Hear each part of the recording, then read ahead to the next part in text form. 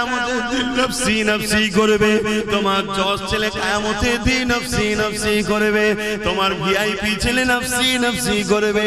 যাকে সব সময় গাফলতি করো কেন, সে তো 2500-3000 বেশি আনতে পারে না। মনে রাখবে কবরে যখন চলে যাবে ডাক্তার ফাতিহা করতে যাবে না, তোমার জজ ফাতিহা করতে যাবে না, তোমার এমন করে ভিআইপি ছেলেটা যাবে না। যাবে কে? তোমার আল্লাহর কালাম পড়া ছেলেটা যাবে, যে সূরা ফাতিহা পড়বে, সূরা ইয়াসিন পড়বে, আমল করে দরুদ শরীফ পড়ে চোখের পানি ফেলে তোমার জন্য কাঁদবে। আল্লাহ আমার আব্বা জান, আমার আম্মা জান, আল্লাহ পাক জানি না কবরে কি হালে আছে, আল্লাহ আপনি ক্ষমা করে দিন। আল্লাহ এ যুবক শুনো, আল্লাহর কোরআন জানাচ্ছি, নবীর হাদিস জানাচ্ছি, তোমার এই হাতের দোয়াকে আল্লাহ বৃথা দেবে না।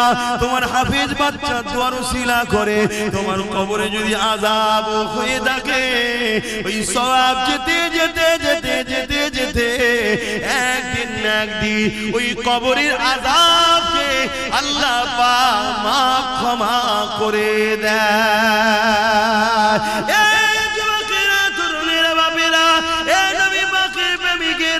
তাই মনে রাখবে, হাফেজ তৈরি করো, আলেম তৈরি করো, কেন কিয়ামতের দিনেতে এদের সাথে হাসর নাসর হবে। নবী আমার বুখারীর মধ্যে জানিয়ে দিলে, এই দুনিয়ার মানুষেরা আল-মারহুমা আমার আব্বা দুনিয়ায় যে যাকে ভালোবাসবে সে তার সঙ্গে হাসর নাসর হবে। এই কোরআনকে মহব্বত করো, কোরআনকে পিয়ার করো। নিজে পড়তে তো আর পারলে না, কমসে কম একজন উপযুক্ত কাউকে তৈরি করো। সেটা যদি নিজের বাচ্চা হয় আর উত্তম, নিজের বাচ্চা যদি না পারো অন্যের বাচ্চা হচ্ছে তো কি হয়েছে, সে তো আমারই নবীরই একটা উম্মতেরই সন্তান, আমারই একটা নবীর উম্মতেরই তো বাচ্চা। সে যদি কোরআনের হাফেজ হয় তার সঙ্গে আমার রক্তের কোনো প্রয়োজন নাই, কেন রক্তের সম্পর্ক নিঃশ্বাস পর্যন্ত, ইমানের সম্পর্ক আল্লাহর জান্নাত পর্যন্ত।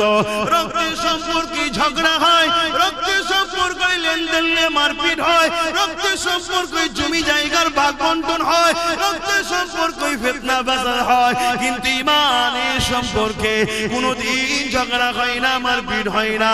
ইমানের সম্পর্কটা এমন সম্পর্ক, যদিও কোনো দিকে তোমার একটু খাদ হয়ে ধরা পড়ে যা, তোমার ইমানের সম্পর্কের ভাইটা কিয়ামতের দিনে তোমার হাতটা ধরে আল্লাহর জান্নাতে নিয়ে যাবে। আরো জোরে বলুন সুবহান। এই যুবকেরা তরুণেরা, তাই আরেকটা কথা বলি শোনো, কিয়ামতের দিনে যখন আল্লাহ বিচারের দিন করবে, ওই দিনে কোরআনকে আল্লাহ সুন্দর করে সাজাবে। দুনিয়ায় যে ছাপা কোরআন রয়েছে এটা নয়, লাউহে মাহফুজে যেটা রয়েছে, সেই লাউহে মাহফুজের মধ্যে যা লেখা আছে ওই লেখা কিন্তু এই কোরআনের মধ্যেই রয়েছে।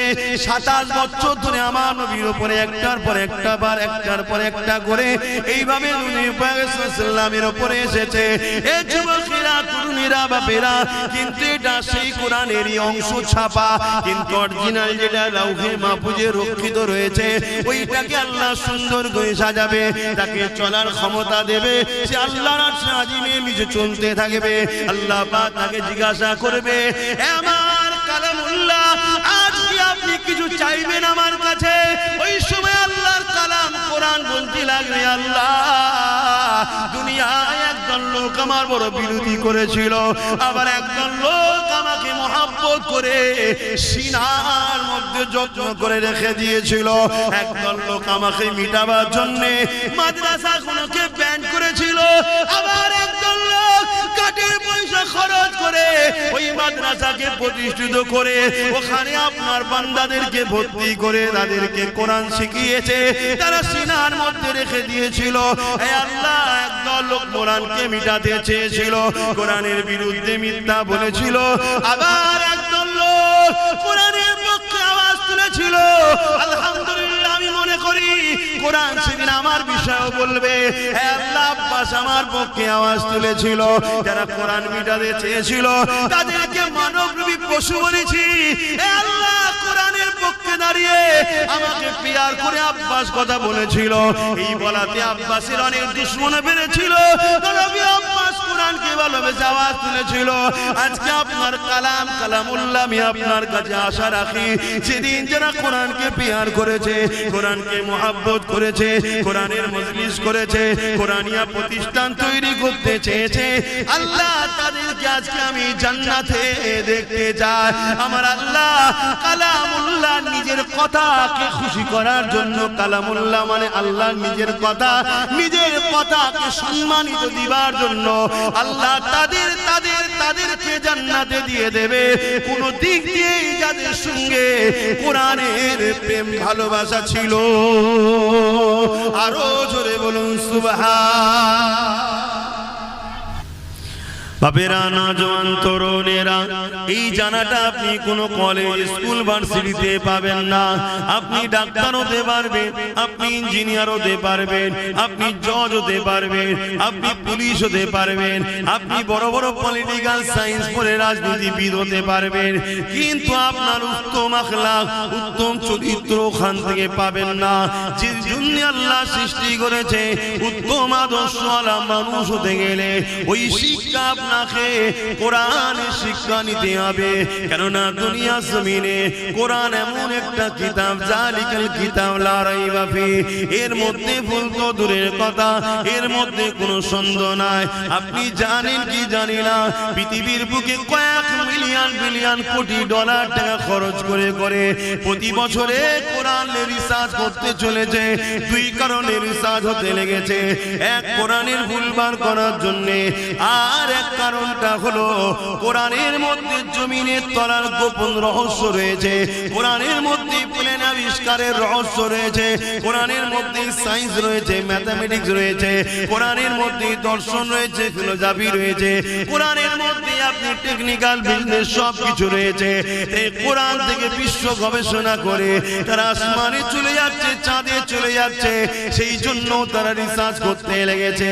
আর এক কারণে রিসার্চ হতে লেগেছে, এই কোরআন মানুষকে হিদায়াতের রাস্তা দেখায়, সত্যের রাস্তা দেখায়।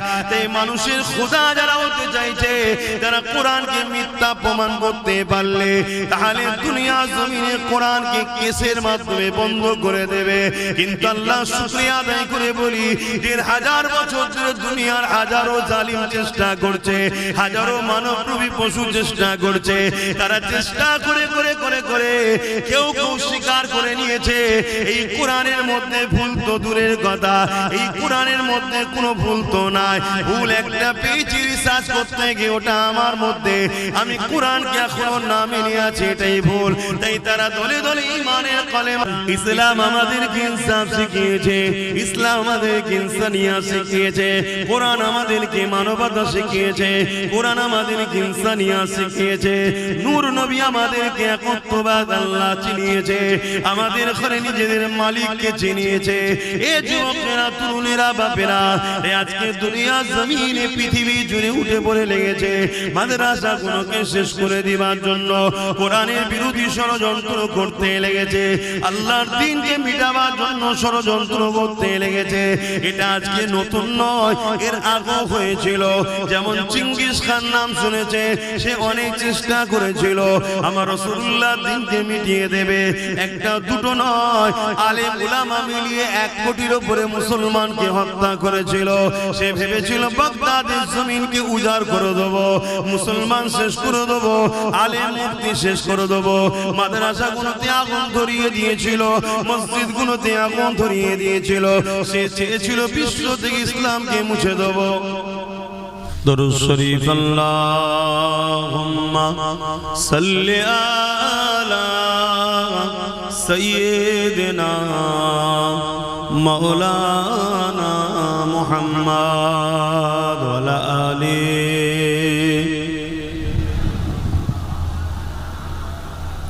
মুসলমান ঘরে ছেলে মেয়েরা, তরুণেরা, বাপেরা, এ নবী পাকের উম্মত উম্মতি গণেরা, শুধু মুসলমান মুখে দাবি করলে হয় না, অন্তর আল্লাহর দ্বীনের উপরে মহব্বত ভালোবাসা থাকা দরকার। এ নওজওয়ানেরা, যুগে যুগে একদল জালিমরা চেয়েছে তারা আল্লাহ দ্বীনকে জমিন থেকে মিটিয়ে দেবে। কেন? তারা মানুষের খোদা হতে চেয়েছে, মানুষকে লুটতে চেয়েছে। ইসলাম সর্বসময় মানুষের পক্ষে কথা বলেছে, ইনসাফের পক্ষে কথা বলেছে, ইনসানিয়াতের পক্ষে কথা বলেছে। ইসলাম শিক্ষা দিয়েছে মানুষ গরিব হলো তার উপরে জুলুম করা যাবে না, কালো হলো ফর্সা তার উপরে জুলুম করতে পারবে না। তাই সবার সমান অধিকারের কথা বলেছে। এই জন্য যুগে যুগে একদল জালিমরা ক্ষমতার জোর দেখিয়ে ইসলামকে মুছার চেষ্টা করেছে। তাদের মধ্যে একজনের নাম হলো চিঙ্গিস খান। সে চেয়েছিল পৃথিবীর জমিন থেকে ইসলামকে মুছে দেবো। এই বাগদাদের মাদ্রাসাগুলোতে আগুন ধরিয়ে দিয়েছিল, মসজিদগুলোতে আগুন ধরিয়ে দিয়েছিল। 1 কোটির উপরে মুসলমান আলেম উলামা সহ মেরে দিয়েছিল। হাফেজে কোরআন গুলোকে মেরে দিয়েছিল। কেন? তারা চেয়েছিল কোরআন যদি কিতাব গুলোকে পানিতে ফেলে দেওয়া হয়, পুড়িয়ে দেওয়া হয়, কিন্তু হাফেজ সাহেব যদি রয়ে যায় আর আলেম যদি রয়ে যায়, হাফেজ তেলাওয়াত করবে আর আলেম হুবহু নকল করে তৈরি করে দেবে। এই যুবকেরা, তরুণেরা, তাই হাজারো চেষ্টা করে 1 কোটির উপরে মানুষ মেরে মসজিদ মাদ্রাসা গুলোতে আগুন দেওয়ার পরও সে মিটে গেছে। দুনিয়া তাকে স্মরণ করে না, তার অস্তিত্ব দুনিয়াতে নাই, তার উত্তরসূরি দুনিয়া জমিনে নাই। কিন্তু মনে রাখবেন পৃথিবীর জমিনে আজ লাখো লাখো হাফেজে কোরআন আছে, লাখো লাখো আলেম আছে, লাখো লাখো মুফতি মাওলানা রয়েছে, লাখো লাখো মসজিদ মাদ্রাসা আছে। 250 কোটি মুসলমান পৃথিবীতে রয়েছে। আরো জোরে বলুন সুবহান।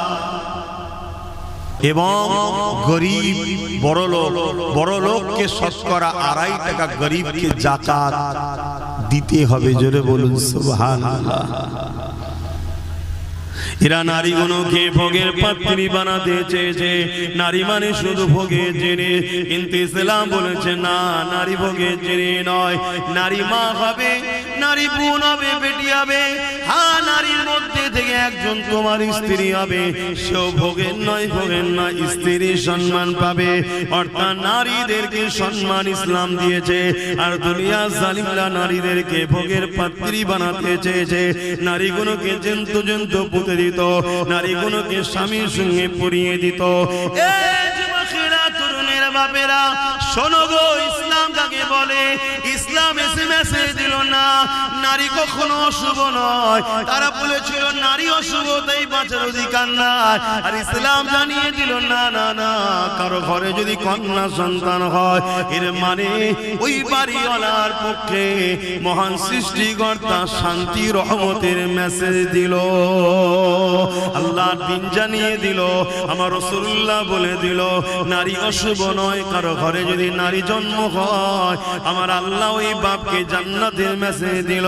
আল্লাহ নবী আরো জানিয়ে দিল, এ দুনিয়ার মানুষেরা, নারীগুলোকে ভোগের পাত্রী বানিয়ে রেখেছো, এগুলো তোমরা অন্যায় করতে লেগেছো। নারীদেরকে আজাদ দাও, তাদেরকে বাঁচার স্বাধীনতা দাও। তারা যেভাবে আল্লাহর হুকুম সেইভাবে তারা চলবে, তাদের উপরে জুলুম করো না। আমি রাসূলুল্লাহ জানিয়ে দিই, কারো ঘরে যদি পর পর 3টে কন্যা সন্তান হয়, আর ওই 3 কন্যা সন্তানের বাবা যদি ওই নারীগুলোকে দিন শিখিয়ে পর্দা পুশিদার মধ্যে রেখে নিকাহ বিবাহটা দিয়ে দিতে পারে, ওই 3 সন্তানের বাবা আর আমি রাসূলুল্লাহ এইভাবে দুটো আগুন তুলে দেখিয়েছে। যেমন পাশাপাশি রয়েছে আল্লাহর জান্নাতে ওই 3 কন্যার বাবা আর আমি রাসূলুল্লাহ পাশাপাশি থাকিব। আরো জোরে বলুন সুবহান।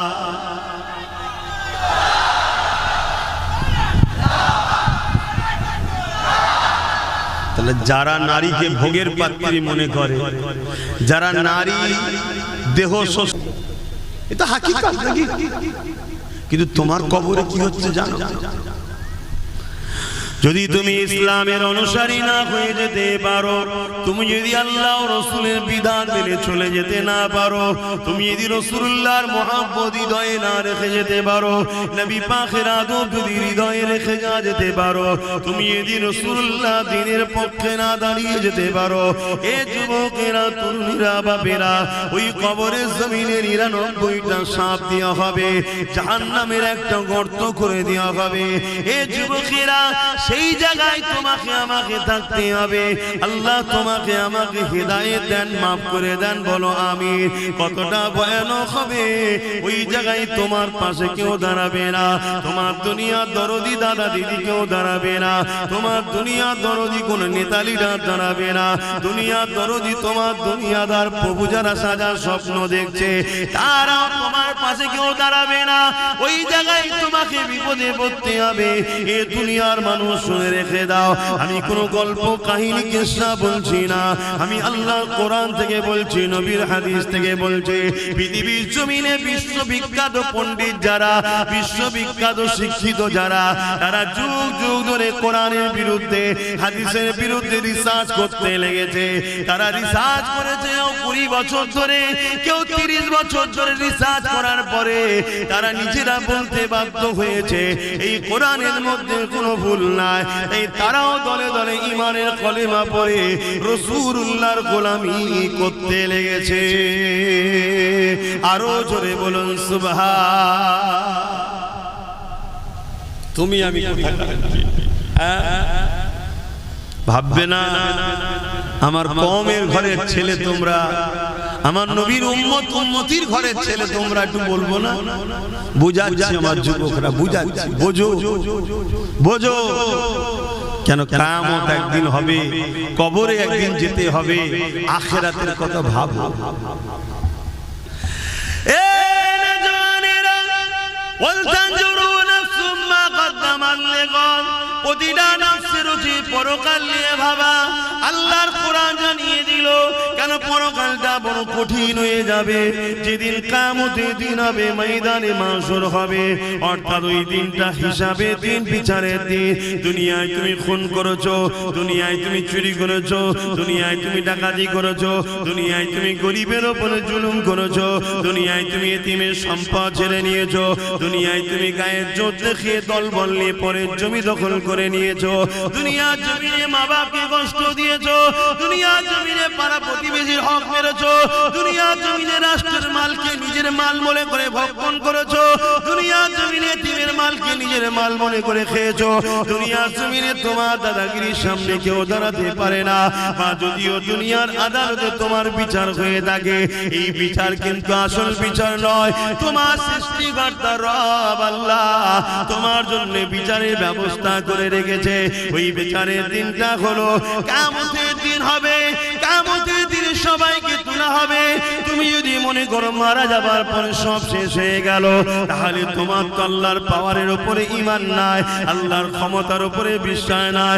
আল্লাহকে তুমি তাহলে এখনো চিনতে পারোনি। আল্লাহর ক্ষমতাকে যে অস্বীকার করে, আল্লাহকে যে চিনতে পারলো না, তার মধ্যে ঈমান আর কোথায় রইল? সে যতই মুসলমানের ঘরের ছেলে বলো, হাজির ঘরের ছেলে বলো, পীরের ঘরের ছেলে বলো, তার মধ্যে ঈমান বলে তো কিছু নয়। মনে রাখবে আমার আল্লাহ আবার উঠাবে। সুম্মা নুফিকা উখরা ফাইযা হুম কিয়ামুন ইয়ানজিরু, সূরা জুমার 68 নম্বর আয়াত। যে কোরআনী মাদ্রাসাতে শিক্ষা দেওয়া হবে, এই যুবকেরা, তরুণেরা, ওই দিনে আল্লাহ পাক যেমন নাগল দিলে জমিন থেকে আলু ওঠে বা বিভিন্ন চাষের জিনিস আপনারা উঠান, ওই সময় জমিন ফেটে গিয়ে মানুষগুলো উঠতে থাকবে। ওই কিয়ামতের দিনে আল্লাহ পাক সবাইকে দাঁড় করাবে। এ যুবক, আল্লাহকে ভয় করো। এ যুবক, নবীর সুন্নতে জিন্দেগি কাটাও। এ যুবক, তওবা করে ফিরে আসো। গান তোমার মাকসাদ নয়, যাত্রা তোমার জায়গা নয়, সিনেমা তোমার ঘর নয়। তোমার ঘর হবে মসজিদ, তোমার স্থান হবে মাদ্রাসা, আর তোমার সোহবত হবে আলেমদের দরবার। মনে রাখবে, এত শান্তি তুমি পাবে, আখিরাতেও শান্তি পাবে। আজকে তুমি কোরআন ছেড়ে দিয়ে, রাসূল ছেড়ে দিয়ে, মাদ্রাসা মসজিদ উলামা ছেড়ে দিয়ে, বুকে হাত দিয়ে বলো, তোমরা কেউ কি শান্তিতে সংসারে আছো? কেন নাই ভেবেছো কখন? আসো ফিরে আসো যুবক, এই রং তামাশা এনেছো না, এটা রঙিন দুনিয়া। রঙের পিছনে ছোট না আমার ছোট হুজুর পীর কেবলা বলতেন, বাবারা গিলটি চমকে সোনা ভুলে গেলি বাবা। গিলটির এমন এমন সব জিনিস বেরিয়েছে, রাত হলো আমাদের পরীক্ষার জায়গা, ওখানে আল্লাহ পাক রেজাল্ট আউট করবে। এখানে পরীক্ষার জন্য পাঠিয়েছে, বিচারের দিন রেজাল্টের ফয়সালা হবে। কোথায় হবে? ময়দানে মাশর, যে জায়গার নাম। ওই দিনটা কেমন হবে একটু শুনে রেখে দাও।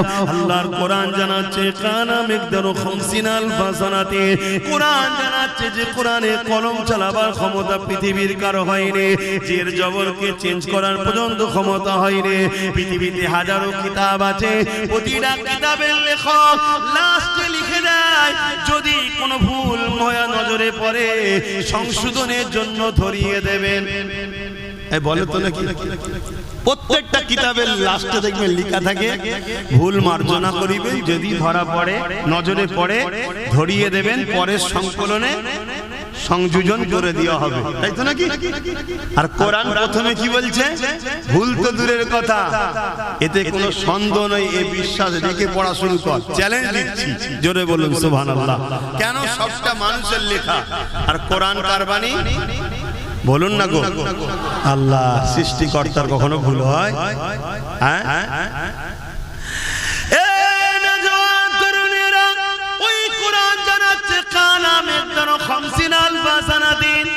একটা দিন আল্লাহ বানাবে, যে দিনটা লম্বা হবে দুনিয়ার 50,000 বছরের দিনের নাই। দুনিয়ায় 50,000 বছর দিন যত সময় হবে, ময়দানে মাশরে বিচারের দিনে একটা দিন হবে 50,000 বছরের দিনের নাই। ওই দিনেতে তোমাকে আমাকে সবাইকে দাঁড়াতে হবে। কোথায় দাঁড়াবে তুমি আমি কি জানি? মাথার এক বেগ দেখতে লেখা তো করে আল্লাহ সূর্য নামিয়ে দেবে। শোনো শোনো, আল্লাহর দিনের কথা শোনো, মাথার এক বেগ দেখতে লেখা তো করে আল্লাহ সূর্যকে নামিয়ে দেবে। এই শীতের আবহাওয়া সূর্য আমাদের গায়ে লাগলে সহ্য করতে পারা যাচ্ছে না, সেদিন মাথার এক বেগ দেখতে লেখা তো করে সূর্য নেমে যাবে। সূর্য বর্তমান কোটি কোটি মাইল দূরে রয়েছে, সেদিন মাথার এক বেগ দেখতে লেখা তো করে আল্লাহ নামিয়ে দেবে।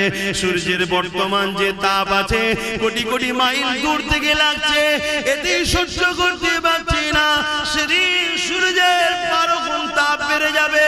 মাথার এক বেগ দেখতে লেখা তো করে দাঁড়িয়ে যাবে। এ যুবক, তোমার কি একটু ভয় হয় না? হ্যাঁ, শয়তানি ধোকায় পড়ে, দুনিয়াদারির পাল্লায় পড়ে ভুল কখনো হয়ে যায়, কিন্তু এত গাফলতি কেন রে যুবক? তোমার যদি এখনই মৃত্যু হয়ে যায়, তুমি তো আর ফিরে আসার রাস্তা পেলে না, তোমার তো পরিবর্তনের আর কোনো সুযোগ রইল না। কি হবে সেই দিনে তুমি কি কখনো চিন্তা করো না? সেই দিন কোনো দাদাগিরি চলবে না, কোনো নেতার নেতৃত্ব চলবে না।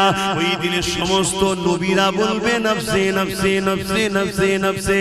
তাহলে তোমার আমার দশাটা কি হবে? দেখো, তোমার আমরা যাদের পিছনে ঘুরে বেড়ায়, যাদের জন্য জিন্দেগি কুরবান করে দেয়, যাদের পিছনে টাইম গুলোকে নষ্ট করে কাটিয়ে দাও, যারা তোমাদের ক্ষমতা নিয়ে মসজিদ মাদ্রাসাকে উজাড় করতে লেগেছে, মনে রাখবে সেই দিনে এই জাহান্নামী গুলো তোমাদের কিছুই করতে পারবে না, তাদেরকে তোমরা খুঁজেও পাবে না। কেননা তারা বেহিসাব, যেমন অনেক মানুষ জান্নাতে যাবে, এই জাহান্নামী গুলো বেহিসাব জাহান্নামের দরজার গোড়ায় আগিয়ে যাবে। মনে রাখবে, কানা মিকদারু 50 আলফা সানাতি, 50,000 বছর পর বিচার শুরু হবে। ওই দিনটা কেমন হবে আল্লাহ পাক জিবরাইলকে জানিয়ে দেবে, ও জিবরাইল, আমার জাহান্নামকে নিয়ে এসে আরশের পাশে বাঁধাও। কিতাবের কথা বলে যাচ্ছে, শোনো, 70,000 জিনজিল দিয়ে জাহান্নামকে বাঁধা হবে। একটা জিনজিলে 70,000 করে ফেরেশতা ধরে রাখবে, তথাপিও জাহান্নামকে ধরে রাখতে পারবে না। লম্বা লম্বা জিভ বার করে জাহান্নাম তেরে তেরে আসবে গুনাহগারকে ঘরে ধরার জন্য। এই কঠিন দিনেতে এমন বাপ পাওয়া যাবে, নিজের ছেলেকে জমিনে শুইয়ে দিয়ে তার বুকের উপরে পা দিয়ে দাঁড়িয়ে যাবে। কেননা এই সূর্যের তাপে তার জমিনটা পুরে পুরে লাল হয়ে গেছে। যেমন লোহা আগুনে দিলে লাল হয়ে যায়, লোহা যেমন আগুনে দিলে লাল হয়ে যায়, সূর্যের তাপে জমিনটা লাল হয়ে গেছে, এই মানুষ জমিনে দাঁড়াতে পারবে না।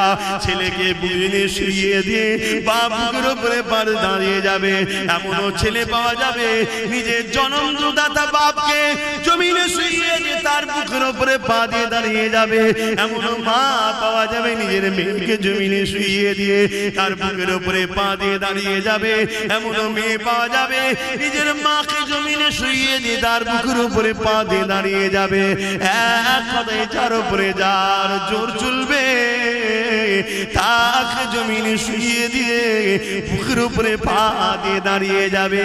এ আমার আব্বা জানেরা, মায়েরা, বোনেরা, সূর্যের তাপে দে মানার ক্ষীণ গুণ নাক দিয়ে গলে গলে গলে গলে পড়তে লাগবে। ওই দিনটা তোমার আমার কি হবে উপায়? ভাবো ভাবো, আমাদের কাছে এলে আমরা ভাবাই। কেন ভাবাই? আমার ঘরেরই তো ভাই তোমরা, আমার নবীর উম্মত উম্মতি ভুল হয়ে যায়। ভাবার পরে যদি একটু তওবা করে, একটু কাঁদে, একটু চোখের পানি ফেলে, আল্লাহ বলে যাই মাফ করব। জোরে বলুন সুবহানাল্লাহ। কিন্তু আমাদের ঘরে ছেড়ে যাদের পিছনে ছুটছুটি করছো, তোমাদের ঘরে তো ভাবানো দূরের কথা, যাদের না ভাবে সেজন্য আরো চেষ্টা করছে। পরিবর্তন হও আমার যুবকেরা, ফিরে আসো। আমি আশা রাখবো দ্বিতীয় বছর হচ্ছে, একদিন না একদিন এই জায়গা যেন একটা ইলমের বাগান তৈরি হয়, এখান থেকে জান্নাতের জন্য খুশবু বাহির হয়। জোরে বলুন সুবহানাল্লাহ। মনে রাখবে যেখানে কোরআন তেলাওয়াত হয় ওই জায়গায় আল্লাহ রহমতের ফেরেশতারা আসা যাওয়া করে। জোরে বলুন সুবহানাল্লাহ। আর রহমতের ফেরেশতারা আসা যাওয়া করলে আপনাদের ঈমান কি বলছে? বালা মুসিবত, চাষবাস, কাজবাজ সব ভালো হবে না খারাপ হবে? ভালো হবে। এই কঠিন দিনেতে কি হবে তোমার আমার উপায়? এই কঠিন দিনেতে যারা হাফেজ হাক্কানি হবে তাদেরকে যখন জান্নাতে আল্লাহ যেতে বলবে, যান আপনাদের এখানে দাঁড়াতে হবে না। মন দিয়ে শোনে, বাপের গল্প শোনাচ্ছি, নবীর হাদিস শোনাচ্ছি। আল্লাহ পাকের হাফেজের কোরআন দিগকে আল্লাহ বলবে, আমার হাফেজ সাহেব বান্দারা, দুনিয়া জমিন আপনারা আমার কোরআনকে আয়ত্ত করেছে, দুনিয়ার মানুষ আপনাদেরকে অনেক ছোট বড় কথা বলেছে, এই হাফেজ সাহেব হয়ে কি হবে? একে যদি ডাক্তার উকিল জজ করা হতো, কোটি কোটি টাকা ইনকাম করতো, আরে বাপ মাকে হজে পাঠাতো, ভালো মন্দ গাড়ি চাপাতো, অনেক কিছু করাতো, এই হাফেজ সাহেব হয়ে কি আর করবে? ওই তো মসজিদে গিয়ে 2,500-3,000 টাকা নেবে, ছাড়া আর কি পাবে? তথাপিও আপনারা কারো কথায় কান্না দিয়ে এ হাফেজ সাহেবরা তোমার আমরা কোরআন তেলাওয়াত করেছো, আমার কোরআন আয়াত্ত করেছো, দুনিয়াকে আমি চ্যালেঞ্জ দিয়েছিলাম, অর্থাৎ আল্লাহ চ্যালেঞ্জ দিয়েছে। যখন কোরআনের বিরুদ্ধে ষড়যন্ত্র হয়েছিল জাহিলিয়াতের যুগে, আমার আল্লাহ বলেছিল দুনিয়ার মানুষ আল্লাহ ছাড়া সবাইকে একত্রিত করে কোরআনের একটা আয়াত লিখে দেখাও, তারা পারেনি। এবং আল্লাহ জানিয়েছে এই কোরআনকে কিয়ামত পর্যন্ত দুনিয়া জমিনে হিফাজতের দায়িত্ব আমি আল্লাহ নিয়ে নিলাম। এ আমার হাফেজে বান্দারা, তাই তোমরা আমার কোরআনকে দুনিয়ার কাগজ কলমে তো লেখা রয়েছে, দুনিয়া যদি সেগুলোকে মিটিয়ে দিতেও চায়, তোমরা তাই নিজেদের সিনার মধ্যে আমার কোরআন আয়ত্ত করে নিয়েছিলে। আমার হাফেজে বান্দারা, আজকে তোমাদেরকে এই কঠিন দিনে ময়দানে মাশরে দাঁড়াতে হবে না, তোমরা আমার জান্নাতে চলে যাও, জান্নাতে চলে যাও। ওই সময় হাফেজে বান্দারা বলতে লাগবে, এ আমার আল্লাহ পাক, আমরা তো জান্নাতে যাব, কিন্তু আমরা হাফেজ হওয়ার জন্য আমাদের পিছনে যারা ওসিলা হয়ে দাঁড়িয়েছিল, কেউ আমাদেরকে জায়গিরি দিয়েছিল, কেউ আমাদেরকে থাকার ঘর দিয়েছিল, কেউ আমাদেরকে মাসে মাঝে খানা খাইয়েছিল, কেউ আমাদেরকে পড়ার জন্য ঘর করে দিয়েছিল, কেউ আমাদের থাকার জন্য ব্যবস্থা করে দিয়েছিল, কেউ আমাদের জামা কাপড় কিনে দিয়েছিল, নানান দিক থেকে সহযোগিতা করেছিল। আল্লাহ তারা তো ময়দানে মাশরে নফসি নফসি নফসি করছে। আল্লাহ আল্লাহ তাদেরকে ছাড়া আমরা কেমন করে যাই? তারা যদি আমাদের পাশে না দাঁড়াতো, আমাদের জন্য যদি শিক্ষা কেন্দ্র না করে দিত, আমাদের জন্য যদি জায়গিরি থাকার ঘর না দিত, আমাদের জন্য খাওয়ার যদি ব্যবস্থা না করে দিত, আল্লাহ তাহলে আজ হয়তো আমরা কোরআন আয়াত্ত করার সুযোগটা পেতাম না। বিশাখ আপনি স্মরণ করিয়ে রেখেছে, কিন্তু ওসিলা তো হয়েছিল আল্লাহ তাদেরকে ছাড়া আমি জান্নাতে যাব না। আমার আল্লাহ বলবে সাদ্দাকটা সত্য বলছে এরা, হে আল্লাহর পারিস্তানে যাও যাও যাও যাও, এই হাফেজদের কাতারে একজন হাফেজ সাহেবের সাথে 70 জন পর্যন্ত ব্যক্তিকে আমি আল্লাহ মাফ করে দিয়ে জান্নাতি ঘোষণা দিলাম। আরো জোরে বলুন সুবহান।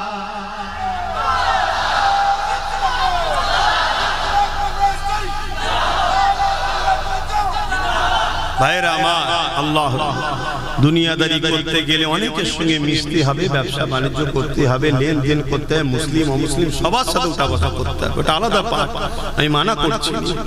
কিন্তু আখিরাতের জন্য আমাদের ভাবতে হবে না। দুনিয়া 60 70 80 বছর 100 বছর, আখিরাত তো শেষ নাই। কথা কিছু বুঝছেন না, বোঝেন না? তাহলে একটা হাফেজে হাতখানি যদি আমরা বানিয়ে যেতে পারি, কখনো কখনো আমি নিজেও ভাবি, কখনো কখনো শুয়ে শুয়ে ভাবি, যদি কোনো দিকেও আটকে যায়, কিছু তো হাফেজ সাহেব আমি বার করেছি, মানে অর্থাৎ আমার চেষ্টাতে কিছু ছেলে হাফেজ হয়েছে বিভিন্ন জায়গা থেকে। কারো না কাউকে বলো বাবা আজকে আমার সাথে করে নিয়েছ, এটা কখনো কখনো আমার মনেও হয়। কেন হাফেজদের সম্মান আল্লাহ দিয়েছে, কেন তারা আল্লাহর কথাকে সিনার মধ্যে রেখেছে। কোরআন কার কথা? এটা সবাই বলবেন না, জবান খুলে বলবেন না। কোরআন হলো কালামুল্লাহ, এটা কোনো বই পুস্তক নয়, কালামুল্লাহ, আল্লাহর কথা। জোরে বলুন সুবহানাল্লাহ।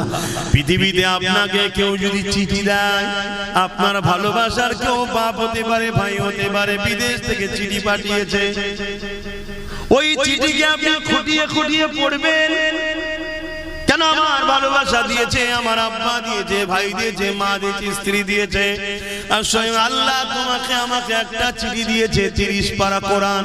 ওই কোরআনকে কখনো কি খুঁটে খুঁটে পড়ার চেষ্টা করেছি? বলো করতে পারি, ভুল হয়েছে না হয়নি? কিন্তু এই ভুলের খেসারত দিবার তো একটা রাস্তা আছে। কি? আমি একটা ছেলেকে পড়াবো, আমি একটা ছেলেকে পড়াবো, আমি একটা ছেলেকে পড়াবো, এইভাবে সবাই যদি চেষ্টা নিই যে একটা করে হাফেজ বানাবো, তাহলে লক্ষ লক্ষ হাফেজ হবে না? হবে না? তাহলে দুনিয়ার যতই কোরআনের পিছনে লাগো, অপর দিক দিয়ে আমরা চ্যালেঞ্জের মোকাবেলায় কোরআনের হাফেজ বাড়িয়েই যাব। জোরে বলুন সুবহানাল্লাহ, আরো জোরে বলুন সুবহানাল্লাহ। নারে দিবে, তাহলে দরকার আছে না? তাহলে আমি কি ভুল করছি? আপনাদের কি মনে হচ্ছে ভুল করছি? কিয়ামতের ওই কঠিন দিনে তোমার বাড়ি কাজে লাগবে না, তোমার গাড়ি কাজে লাগবে না, তোমার সংসার কোনো কাজে লাগবে না। এই যুবকেরা, তরুণেরা, হ্যাঁ ডাক্তার বানাও, উকিল বানাও, জজ বানাও, আমি বিরোধী করছি না, কিন্তু মনে রাখবে তোমার ডাক্তার ছেলে কিয়ামতের দিন নফসি নফসি করবে, তোমার জজ ছেলে কিয়ামতের দিন নফসি নফসি করবে, তোমার ভিআইপি ছেলে নফসি নফসি করবে। যাকে সব সময় গাফলতি করো কেন, সে তো 2,5-3 হাজারের বেশি আনতে পারে না। মনে রাখবে কবরে যখন চলে যাবে, ডাক্তার ফাতিহা করতে যাবে না, তোমার জজ ফাতিহা করতে যাবে না, তোমার এমন করে ভিআইপি ছেলেটা যাবে না। যাবে কে? তোমার আল্লাহর কালাম পড়া ছেলেটা যাবে, যে সূরা ফাতিহা পড়বে, সূরা ইয়াসিন পড়বে, আমল করে দরুদ শরীফ পড়ে চোখের পানি ফেলে তোমার জন্য কাঁদবে। আল্লাহ আমার আব্বা জান, আমার আম্মা জান, আল্লাহ পাক জানি না কবরে কি হালে আছে, আল্লাহ আপনি ক্ষমা করে দিন। আল্লাহ এ যুবক শুনো, আল্লাহর কোরআন জানাচ্ছি, নবীর হাদিস জানাচ্ছি, তোমার এই হাতের দোয়াকে আল্লাহ বৃথা দেবে না। তোমার হাফেজ বাচ্চা দোয়ার ওসিলা করে তোমার কবরে যদি আযাব হয়ে থাকে, ওই সওয়াব যেতে যেতে যেতে যেতে যেতে একদিন না একদিন ওই কবরের আযাবকে আল্লাহ পাক মাফ ক্ষমা করে দেয়। এই যুবকেরা, তরুণেরা, বাপেরা, এই নবী পাকের প্রেমিকেরা, তাই মনে রাখবে হাফেজ তৈরি করো, আলেম তৈরি করো। কেন কিয়ামতের দিনেতে এদের সাথে হাসর নাসর হবে। নবী আমার বুখারীর মধ্যে জানিয়ে দিলে, এই দুনিয়ার মানুষেরা আলমারু মা মান আহাব্বা, দুনিয়ায় যে যাকে ভালোবাসবে সে তার সঙ্গে হাসর নাসর হবে। এই কোরআনকে মহব্বত করো, কোরআনকে প্রিয়ার করো। নিজে পড়তে তো আর পারলে না, কমসে কম একজন উপযুক্ত কাউকে তৈরি করো। সেটা যদি নিজের বাচ্চা হয় আর উত্তম, নিজের বাচ্চা যদি না পারো, অন্যের বাচ্চা হচ্ছে তো কি হয়েছে, সে তো আমারই নবীরই একটা উম্মতেরই সন্তান, আমারই একটা নবীর উম্মতেরই তো বাচ্চা।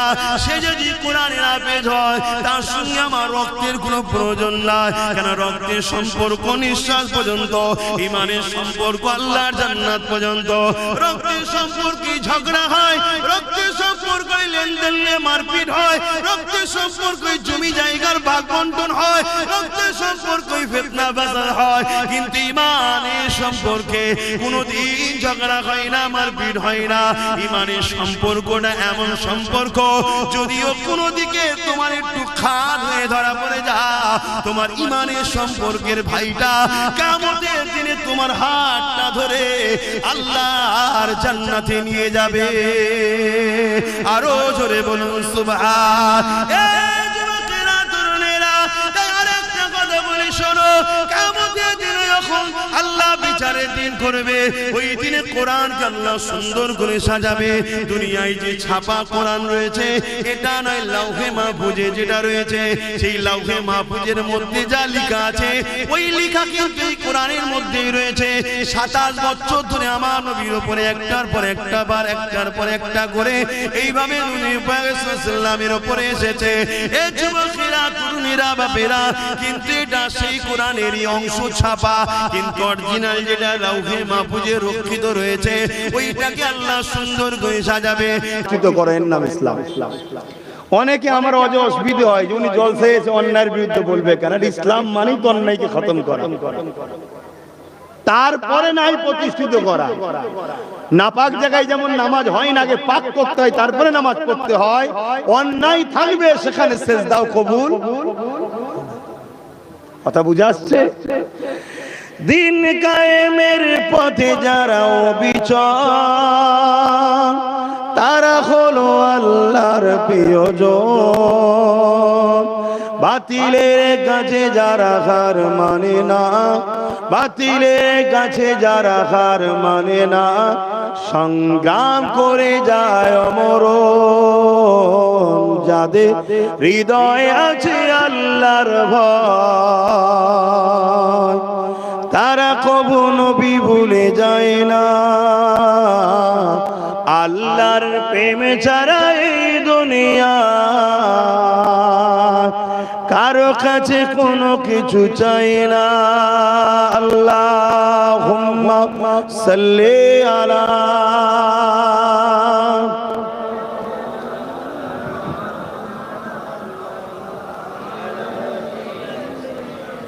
ভাইরা আমার, সময় খুব সংক্ষেপ।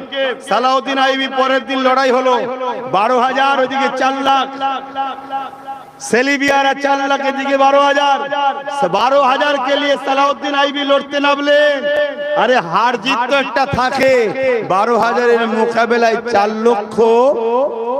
শুধু হেরেছে তা নয়, পালাবার রাস্তা খুঁজে পাইনি। জোরে বলুন সুবহানাল্লাহ। 12,000 এর কাছে ম্যান পাওয়ার ছিল না, অস্ত্র পাওয়ার ছিল না, মানি পাওয়ার ছিল না।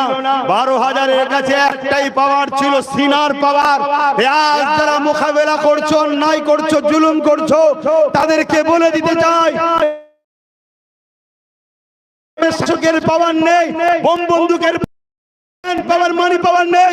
মনে রেখে দিও, আমাদেরও সিনাতে ঈমানের পাওয়ার আছে। ঠিক না বেটা?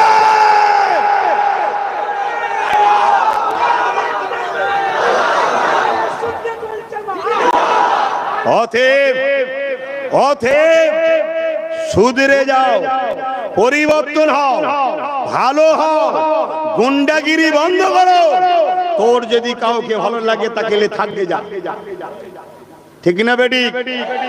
কিন্তু কেউ যদি তোরটাকে না ভালোবাসে তার মানে যে পৃথিবীতে ভালোবাসা করতে পারবে না, এটা জুলুমের নাম, ঠিক না বেটি? ইসলাম অন্য ধর্মের মানুষের উপরও জুলুম করতে নিষেধ করেছে, ঠিক না বেটি? আর যদি না শুধরাও রাস্তাঘাটে কুকুর বিড়ালের মতো মরতে হবে, কলমা কপালে জুটবে না। সমাজে দেখছি তো, শুধরে যাও। আরো একটা কথা বলে যায়, বিজয় তো হয়ে গেল, আনন্দ হওয়া উচিত না দুঃখ হওয়া উচিত? আনন্দ, সবাই খুশি, পুরো পৃথিবী খুশি, মসজিদ আকসা উদ্ধার হয়েছে। সালাউদ্দিন আইবি মনে দুঃখে, প্রধান সেনা প্রধান গেলেন, মন্ত্রীরা গেলেন, জাহাপানা আপনি এত দুঃখ কেন? বলছে আরে প্রকাশ্য দুশ্মন 4 লক্ষ ছিল, 12,000-এ লিয়ে আমরা আল্লাহর দয়ায় জিতেছি, হুজুরের রসিলায় জিতেছি। যদি প্রকাশ্য দুশ্মন 4 লক্ষর জায়গায় 40 লক্ষ থাকতো, তারপরও বিজয় ইমানদারদেরই হয়, জোরে বলুন সুবহানাল্লাহ। কিন্তু আমার মধ্যে একটা ভয় হচ্ছে কি, আমাদের মধ্যে মুনাফেক আছে, এই মুনাফেক গাদ্দার গুলোকে যদি মিটাতে না পারি, ওই মসজিদে আকসাকে আবার বিক্রি করে দেবে, যেমন আমার বাবরি মসজিদকে বিক্রি করা হয়েছে। জানেন তো নাকি বাবরি মসজিদ বিক্রি হয়েছে রে বাবা? কারো ক্ষমতা আছে নাকি? কারো ক্ষমতা আছে জোর করে নেবে?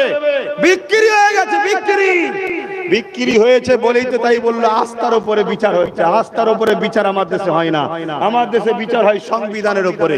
তো সেই জায়গায় এই জন্যই তো পারলো। তো সালাউদ্দিন আইবি কি করলেন, একটা গোয়েন্দা টিম তৈরি করলেন।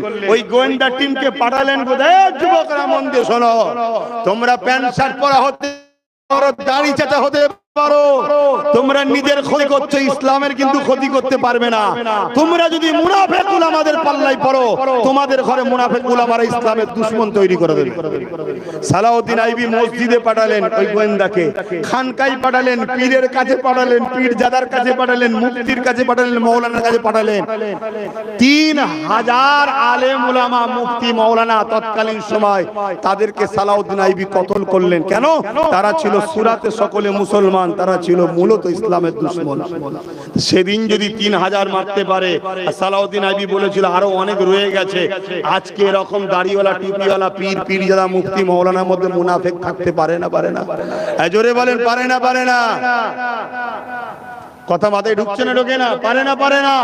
এর নমুনা কি করে বুঝবেন? নমুনা বলে যাচ্ছি দুটো আজকে সংক্ষেপ সময় দুটো বলে যাচ্ছি। নম্বর 1, মুফতি, মাওলানা, পীরজাদার ওয়াজ শুনবেন, যদি দেখেন আপনাকে নবীর সঙ্গে জুড়তে চাইছে, শুনছেন তো নাকি? নবীর সঙ্গে জুড়তে চাইছে, তাহলে জানবেন এ হলো হক। শুনছেন না? শোনেন। আর যদি নবী বাদ দিয়ে মসলা মাসাইল, নামাজ, রোজা, দাড়ি, টুপি, হজ, যাকাত সব গোষ্ঠীর কথা বলে যাচ্ছে, কিন্তু নবীর কথা বলতে চাইছে না, জানবেন এই বেটা মুনাফিক। শুনছেন না? শোনেন। কারণ নামাজ পড়তে হবে ঠিক কথা, দাড়ি রাখতে হবে ঠিক কথা, হজ করতে হবে ঠিক কথা, নামাজ পড়তে হবে, মসজিদ বানাতে হবে, কোরআন শিখতে হবে, সব ঠিক কথা। কিন্তু এ দ্বারা মুনাফিক আর মুমিন চিনা যায় না। মুনাফিক আর মুমিন চিনার মানদণ্ড হলো মুহাম্মদ রাসূল, জোরে বলুন সুবহানাল্লাহ। কেন? মদিনার নববীতে আবু বকর সিদ্দিক নামাজ পড়েছে, আব্দুল্লাহ ইবনে উবায় নামাজ পড়েছে। আবু বকর সিদ্দিকের দাড়ি, টুপি, জুব্বা, পাগড়ি ছিল, আব্দুল্লাহ ইবনে উবায়েরও ছিল। আবু বকর সিদ্দিক জিহাদে গেছে, আব্দুল্লাহ ইবনে উবায়ও গেছে। আবু বকর সিদ্দিক হজ করেছে নবীর সাথে, আব্দুল্লাহ ইবনে উবায় হজ করেছে। আবু বকর সিদ্দিক নবীকে হাতে কদমে দান করেছে ইসলামের জন্য, আব্দুল্লাহ ইবনে উবায়ও দান করেছে। সময় নেই তাই তাড়াতাড়ি বলছি। কিন্তু আবু বকর সিদ্দিক দুনিয়া থেকে জান্নাতের সার্টিফিকেট পেল, আব্দুল্লাহ ইবনে উবাই কোরআন ঘোষিত জাহান্নামী হলো। কারণটা কি? আবু বকর তোমার দাড়ি আছে, টুপি আছে, পাগড়ি আছে, আব্দুল্লাহ ইবনে উবায়েরও আছে। তুমিও নবীকে ইক্তেদা করে নামাজ পড়ো, ও পড়ে। তুমি রোজা রেখেছো, ও রেখেছে। তুমি হজ করেছো, ও করেছে। কিন্তু তুমি জাহান্নামী হলে, আবু বকর তুমি জান্নাতি হলে, আব্দুল্লাহ ইবনে উবাই জাহান্নামী হলো। কেন? আবু বকর সিদ্দিক বলল ওর দাড়ি, টুপি, নামাজ, রোজা, হজ, যাকাত, দান, খায়রাত যা আছে ওটা আবু বকরেরও রয়েছে, কিন্তু আমার দিলে হুজুরের মহব্বত ও আদব আছে, ওটা আব্দুল্লাহ ইবনে উবায়ের নেই। এও সব থাকার পরও জাহান্নামী। শুনছেন না? শোনেন না? বড় জুব্বা লাগালে হুজুর হওয়া যায় না, বড় পাগড়ি পরলে মাওলানা, মুফতি হওয়া যায় না। রাসূল আছে কি দেখতে হবে, 1 নম্বর। দ্বিতীয় নম্বর, হক বুঝবেন কি করে? দ্বিতীয় নম্বর, যখন সে মুখ খুলবে অন্যায়ের বিরুদ্ধে বলবে, ন্যায়ের পক্ষে বলবে। অন্যায়ের বিরুদ্ধে বলতে গিয়ে তাকে যদি জেলও হয় তাও চিন্তা করবে না, বেইজ্জতি হতে হয় তাও চিন্তা করবে না, হক কথা সে বলবে। শুনছেন না? শোনেননি? যেমন আজকে ওয়াকফ কালা কানুন নিয়ে লড়াই হচ্ছে না, হয়নি? হক কথা সে বলবে কেন্দ্রের কালা কানুন বাতিল করতে হবে, এটা যেমন বলবে ঠিক তেমনই বলবে রাজ্য সরকার আপনি দিল্লি চলে যান, এটা বলেছেন, এটাও ভুল করছেন, এটাও তেমন বলবে। কিন্তু তা না করে সে যদি সাফাই দেয় যে ওটা মিস্টেক হয়ে গেছে, ও রাগের মাথায় হয়ে গেছে, তাহলে জানতে হবে এটা মুনাফিকের নমুনা। এই শুনছেন, এই হক কথা বলতে হবে। আর তোমাদেরকে আমি বাস শেষ কথা বলবো, আমার সঙ্গে কারা কারা মিশে থাকতে চাও হাত তুলে দেখাও, হাত লম্বা করে তোলো, লম্বা করে হাত নামাও, তাহলে মাথার মধ্যে ঢুকিয়ে নাও। জেল খাটতে হতে পারে, কেস খেতে হতে পারে, মার খেতে হতে পারে, জায়গা চলে যাবে, জমি চলে যাবে, ঘর চলে যাবে, ঘর ভেঙে দেবে, সব হতে পারে। এরপরও বলো আল্লাহ রাসূলের খুশির জন্য, হকের জন্য আমার সঙ্গে এত কিছু জুলুম হওয়ার পরও কারা থাকতে চাও হাত তুলে দেখাও, লম্বা হাত তোলো। এই হাত সত্য নয়, হাত নামাও। তাহলে আগামী দিন বিনা খরচে, খরচ দিতে পারবো না, খাবার দিতে পারবো না, আগামী দিন ব্রিগেডে যখন ডাকবো আমি আব্বাস সিদ্দিকী, খবর পেলে নিজের গাঁটের পয়সায় খরচ করে কারা যেতে রাজি আছেন একটু হাত তুলে দেখা পারবেন তো? এই কাউকে আমি জোর করছি, হাতটা লম্বা তুলে রাখেন, কাউকে জোর করলাম, একটু ডায়ে বাঁয়ে দেখলেন কি হাত তুলে, কে হাত তুললেন একটু দেখলেন, হাত নাবান। এই দেখতে বলছি কেন, তাকে মারবেন নাকি? না, জুলুমের পক্ষে আমরা নয়। আমরা কি, যদি কেউ না হাত তুলে বুঝে অবশ্যই আমাদের নয়, তার থেকে আমরা দূরে থাকবো, ঠিক না বেঠিক? জুলুম করা ইসলাম ইজাজত দেয়নি। যদি জুলুম করার ইজাজত থাকতো, আমার জলসা যারা রুখতে চাইছো, তোমাদেরও যারা খায়ের খা আছে, ঘর থেকে বেরোতে দেবো না। আমি এরম পারি, আমিও পারি, আমিও পারি। ভালো মানুষ যখন খ্যাপা হয় না, তাকে রুকা বড় মুশকিল। শুনছেন তো নাকি? রোজ যে বদমাইশি করে তাকে রুকা যায়, আর হঠাৎ করে যদি কারো মাথা খেপে যায় তাকে রুকা যাবে না। কেন? কোনোদিন তার ব্রেনে রক্ত ওঠে নেই, প্রথম উঠেছে, দিশেহারা হয়ে যাবে। এমন মারবো পুরো সব ওপর উঠে যাবে, সব পারি রে বাবা। হুজুর কি বলছে? আরে রাখ তোর হুজুর, রাখ হুজুর। নবী সাহাবারা যেমন মসজিদে দাঁড়িয়ে নামাজ পড়েছে, নবী যেমন সাহাবাদেরকে দ্বীনের শিক্ষা দিয়েছে, আবার সন্ত্রাসদের বিরুদ্ধে নবী অস্ত্র নিয়ে রাস্তায় নেমেছে, ঠিক না বেঠিক? তাকে চলার ক্ষমতা দেবে, সে আল্লাহর আরশে আজিমে নিচে চলতে থাকবে। আল্লাহ পাক তাকে জিজ্ঞাসা করবে, আমার কালামুল্লাহ, আজ কি আপনি কিছু চাইবেন আমার কাছে? ওই সময় আল্লাহর কালাম কোরআন বলতে লাগবে, আল্লাহ, দুনিয়ায় একজন লোক আমার বড় বিরোধী করেছিল, আবার একজন লোক আমাকে মহব্বত করে সিনার মধ্যে যত্ন করে রেখে দিয়েছিল, একজন লোক আমাকে মিটাবার জন্য মাদ্রাসাগুলোকে ব্যান করেছিল, আবার একজন লোক কাঠের পয়সা খরচ করে ওই মাদ্রাসাকে প্রতিষ্ঠিত করে ওখানে আপনার বান্দাদেরকে ভর্তি করে তাদেরকে কোরআন শিখিয়েছে, তারা সিনার মধ্যে রেখে দিয়েছিল। হে আল্লাহ, একদল লোক কোরআনকে মিটাতে চেয়েছিল, কোরআনের বিরুদ্ধে মিথ্যা বলেছিল, আবার একদল লোক কোরআনের পক্ষে আওয়াজ তুলেছিল। আলহামদুলিল্লাহ, আমি মনে করি কোরআন সেদিন আমার বিষয়ও বলবে। হে আল্লাহ, আব্বাস আমার পক্ষে আওয়াজ তুলেছিল, যারা কোরআন মিটাতে চেয়েছিল তাদেরকে মানবরূপী পশু বলেছি। হে আল্লাহ, কোরআনের পক্ষে দাঁড়িয়ে আমাকে পিয়ার করে আব্বাস কথা বলেছিল, এই বলাতে আব্বাসের অনেক দুশমন বেড়েছিল, নবী আব্বাস কোরআনকে ভালোবেসে আওয়াজ তুলেছিল। আজকে আপনার কালাম কালামুল্লাহ আমি আপনার কাছে আশা রাখি, সেদিন যারা কোরআনকে পিয়ার করেছে, কোরআনকে মুহাব্বত করেছে, কোরআনের মজলিস করেছে, কোরআনিয়া প্রতিষ্ঠান তৈরি করতে চেয়েছে, আল্লাহ তাদেরকে আজকে আমি জান্নাতে দেখতে চাই। আমার আল্লাহ কালামুল্লাহ নিজের কথাকে খুশি করার জন্য, কালামুল্লাহ মানে আল্লাহ নিজের কথা, নিজের কথাকে সম্মানিত দিবার জন্য আল্লাহ তাদেরকে জান্নাতে দিয়ে দেবে। কোন দিক দিয়ে যাদের সঙ্গে কোরআনের প্রেম ভালোবাসা ছিল, আরো জোরে বলুন সুবহান।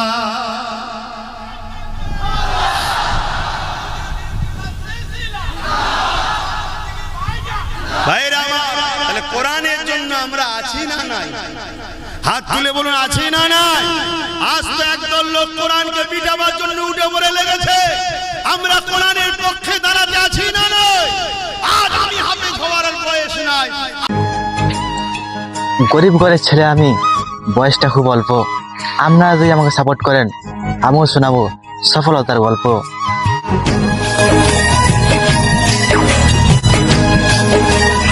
12,000 সৈন্য বলেছিল, ও হযরত সালাউদ্দিন আইবি, আমরা দুনিয়ার অন্য কোন কারো সৈন্য নাই, আমরা আপনার সৈন্য। আমরা জীবনের থেকে বেশি আল্লাহ রাসূলকে পছন্দ করি। এই সালাউদ্দিন আইবি, চিন্তা করবেন না, আমরা চলে যাব না, আমরা আপনার সঙ্গে মসজিদ আকসাকে ইনশাআল্লাহ উদ্ধার করব। আরো জোরে বলুন সুবহান। কি বলছে? ইনশাআল্লাহ। কি বললো? 12,000-এর স্বপ্ন দেখছে।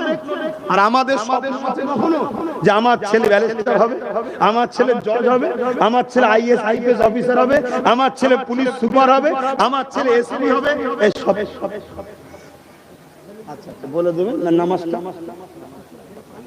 8:15 নামাজ, আজান হয়ে গেলে তারপরে সালাম পড়িয়ে দোয়া করব। এই সালাউদ্দিন আইবি হুজুরের কথাটা একটু শেষ করে দিই নাকি? সবাই শোনার ইচ্ছা তো নাকি? তা আজানের সময় হয়ে আসছে, যদি আজান হয়ে যায় আমি বন্ধ করে দেবো। আজানের পর এই কথাটা বলে দোয়া করে দেবো ইনশাআল্লাহ। তো ভাইয়েরা আমার, আজকে আমাদের স্বপ্ন আছে কি? আমাদের কখনো স্বপ্ন গেছে? যাইনি। আমাদের স্বপ্ন কি? যে যেমন ছোট সে তেমন ছোট দালালি করা।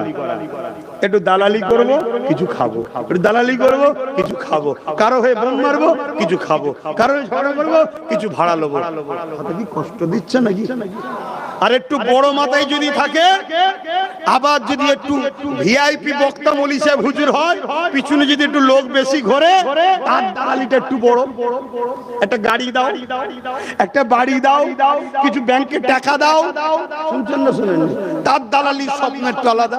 কিন্তু একবারও স্বপ্ন যাচ্ছে না জামিন সাফ প্রতিষ্ঠিত করব, ইনসানিয়ত প্রতিষ্ঠিত করব, জুলুমকে খতম করব, অন্যায়কে মিটাবো, বিধবার অধিকার দেব, এতিমের অধিকার দেব, শোষিত লাঞ্ছিত বঞ্চিত মানুষের মুখে হাসি ফোটাবো, আমার দেশের সার্বভৌমত্বকে নিরাপদে রাখবো। এই জমিনের উপরে নেশা জাতীয় দ্রব্য চলবে না, এই জমিনের উপরে হিংসা জুলুম চলবে না। এটা কখনো শব্দ যাচ্ছে কি? আজানটা হয়ে যায়।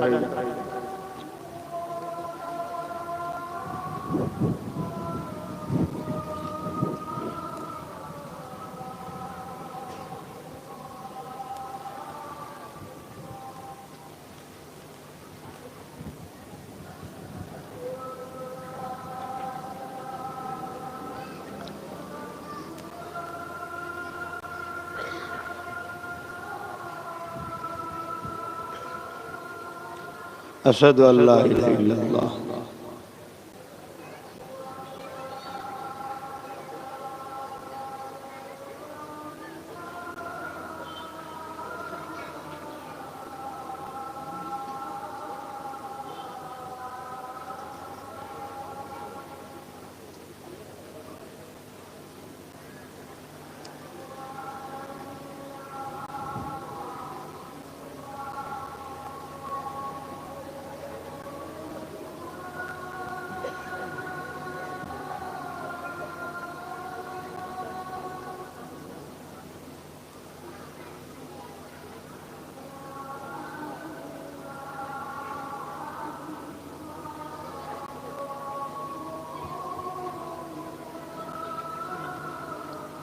সাল্লাল্লাহু আলাইহি ওয়াসাল্লাম।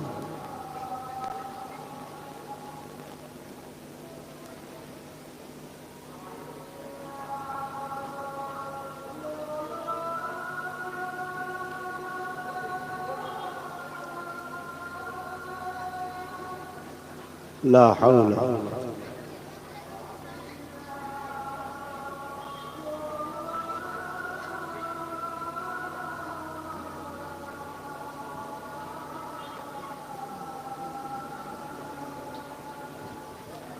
حول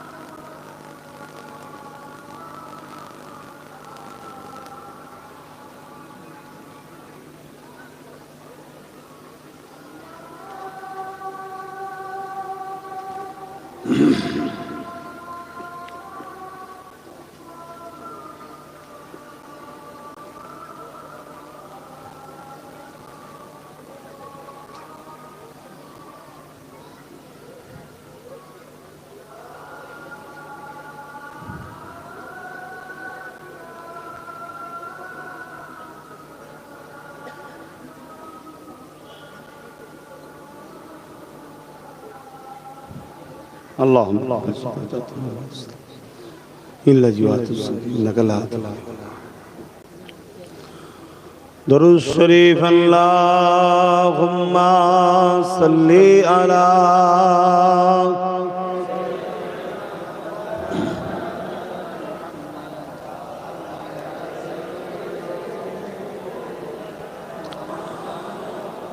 যাদের হৃদয়ে আছে আল্লাহর ভয় তারা কখনো ভুলে যায় না আল্লাহর প্রেম ছাড়াই দুনিয়া কারো কাছে কোনো কিছু চাই না যাদের হৃদয়ে আছে আল্লাহর ভয় তারা কখনো ভুলে যায় না আল্লাহর প্রেম ছাড়াই দুনিয়া কারো কাছে কোনো কিছু চাই না রাতের আধারে যারা সিজদাতে রয় দু চোখের আঁসুতে নদী যেন বয় রাতের আধারে যারা সিজদাতে রয় দু চোখের আঁসুতে নদী যেন বয় ছলনার গাছানি যত আসো ছলনার গাছানি যত আসো পিছনে ফিরো তাকায় না যাদের হৃদয়ে আছে আল্লাহর ভয় তারা কখনো ভুলে যায় না দিন কায়েমের পথে যারা অবিচল তারা হলো আল্লাহর প্রিয়জন দিন বলতে কি ইসলাম বলতে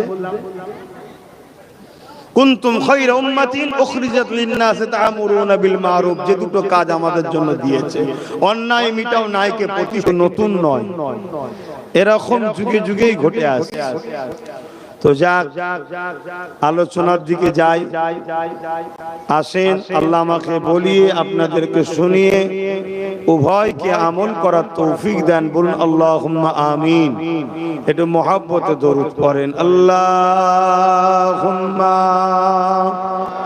সাল্লি আলা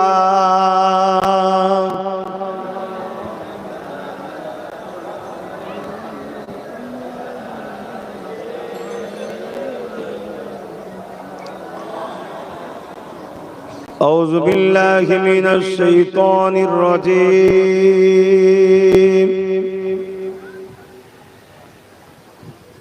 بسم الله الرحمن الرحيم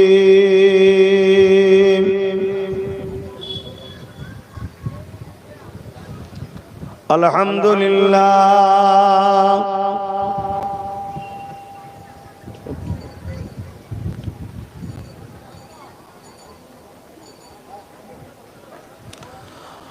الحمد لله نحمده ونستعينه ونستغفره ونؤمن به ونتوكل عليه ونعوذ بالله من شرور أنفسنا ومن سيئات أعمالنا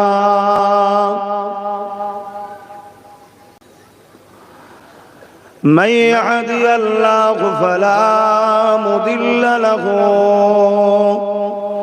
ومن يضلله فلا هادي له ونشهد أن لا إله إلا الله وحده لا شريك له ونشهد أن سيدنا وحبيبنا ومولانا محمدا عبده ورسوله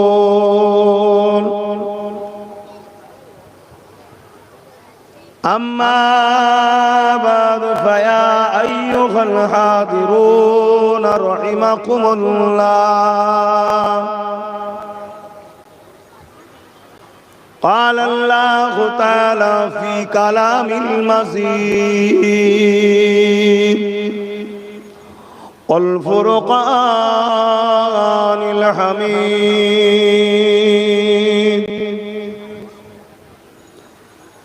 إن الله وملائكته يصلون على النبي يا أيها الذين آمنوا صلوا عليه وسلموا تسليما اللهم صل على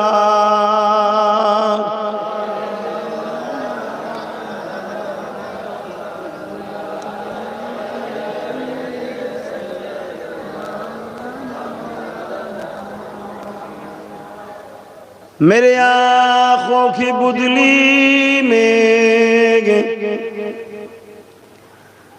जलवा मोहम्मद का मेरे दिल के आईने में नक्शा है मोहम्मद का कोई जन्नत में जाएगा कोई दोज़ख में पहुँचे मदीने की तरफ दौड़े दीवाना मोहम्मद का अल्लाहुम्मा सल्ले अला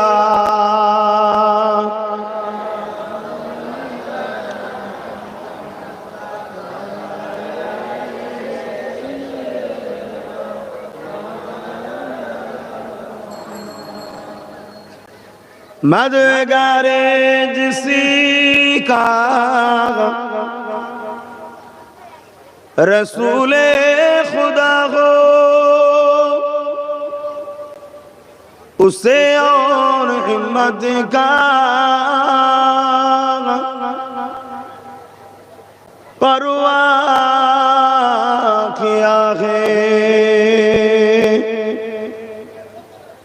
मदद को चले आएंगे कमली वाला डूबते डूबते ही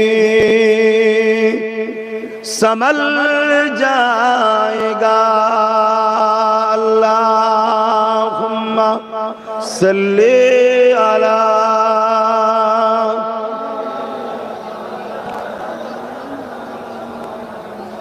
वला आले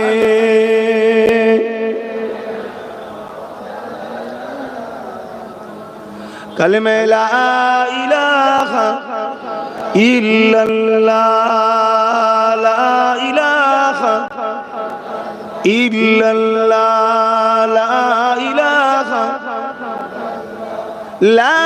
इलाहा इल्लल्लाह मुहम्मदुर रसूलुल्लाह अल्लाहुम्मा सल्ली अला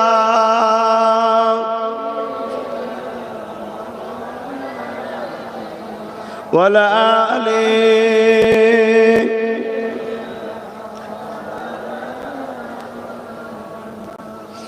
উপস্থিত আমার আব্বা জানেরা, লম্বা চওড়া ভূমিকা নয়,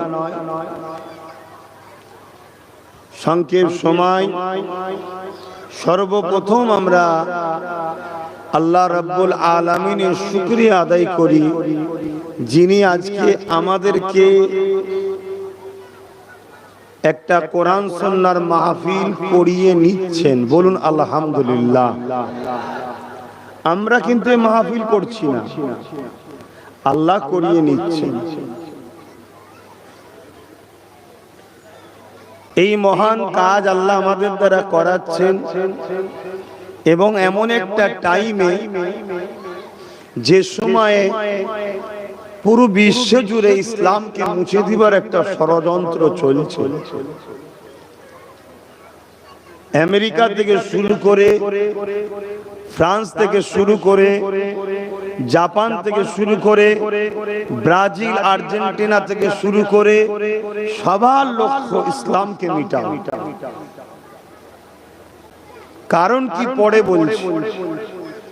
তবে আমার মহান ভারতবর্ষ,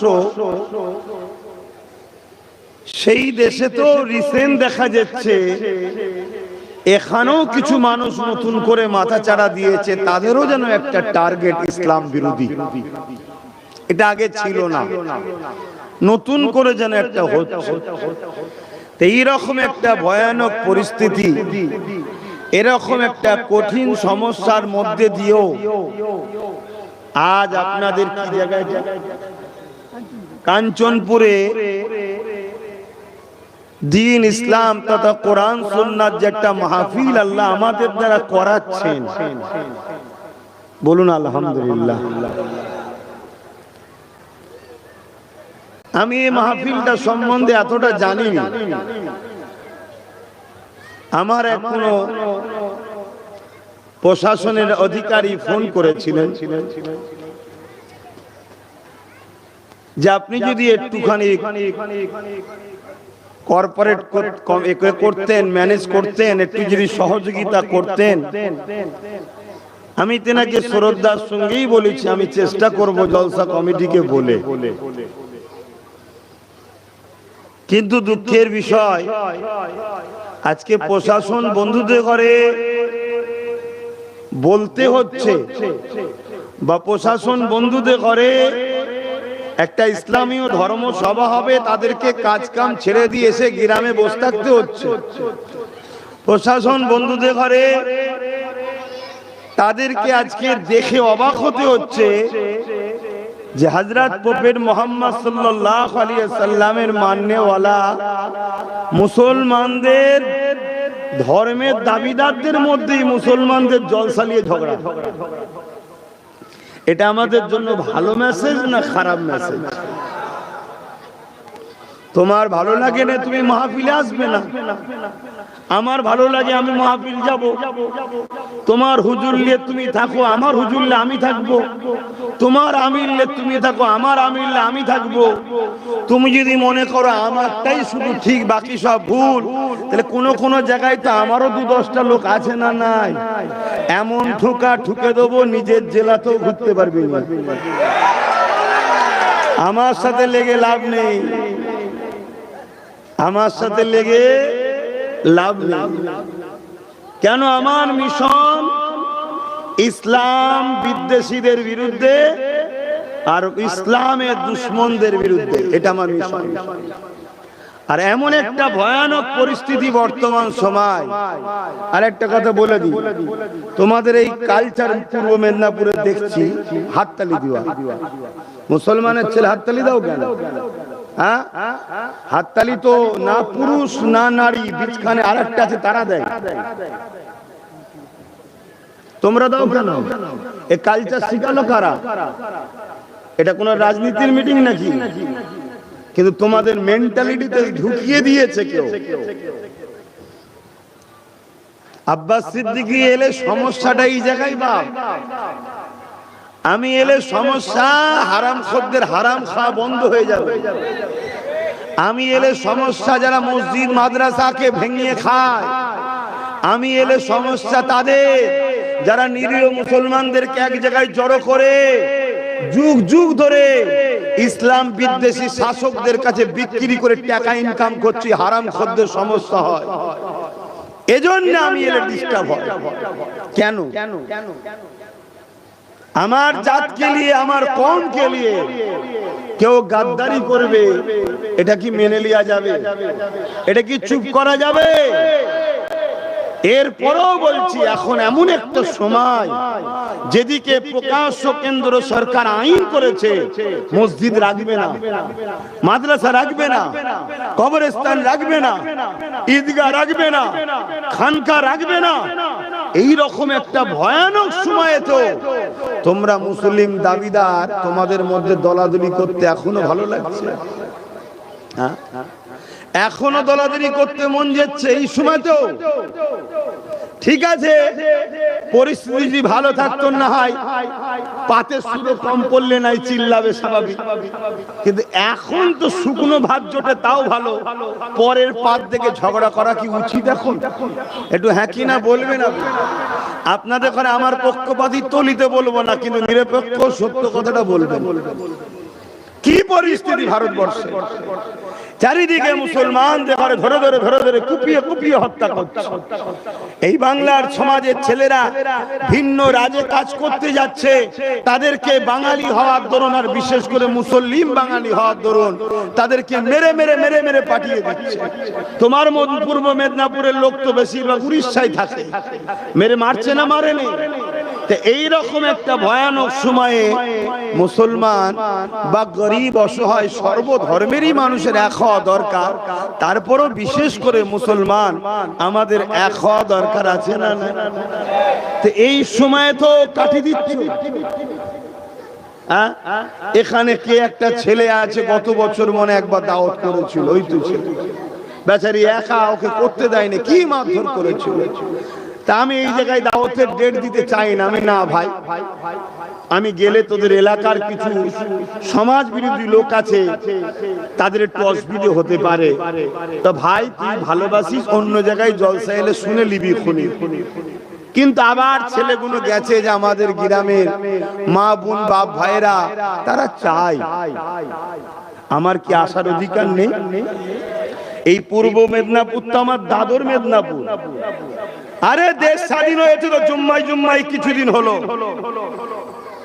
আজ থেকে আজকের কথা, দাদা হুজুর রহমাতুল্লাহ আলাইহির 6 পোস্টের দাদু মাদানীপুর টাউনে শুয়ে আছেন, হাজী মোস্তফা মাদানী রহমাতুল্লাহ আলাইহি। উনি তো আমার দাদু জান হন, জিনার নামে মাদানীপুর। জানেন না? জানেন না? এই পূর্ব ভারতের মানুষ আপনারা দ্বীন ইসলাম পেয়েছেন মুজাদ্দিদ জামান আওলাদে রাসূল সাইয়্যিদুনা আবু বকর সিদ্দিক ফুরফুরাবি আল কুরাইশি দাদা হুজুরের ওসিলায় দ্বীন ইসলাম পেয়েছেন। জোরে বলুন সুবহানাল্লাহ। সেই ঘরের আওলাদ এলে কি সমস্যা? না সবাই আসো, তুমি না আসো কেন? আমি এলে কি সমস্যা?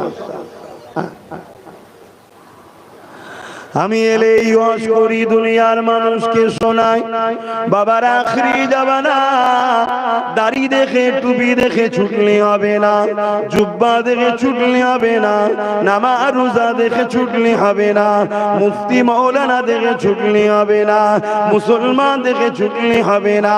এ নওজওয়ানেরা দেখো তার মধ্যে নবীর প্রেম আদব আছে কিনা।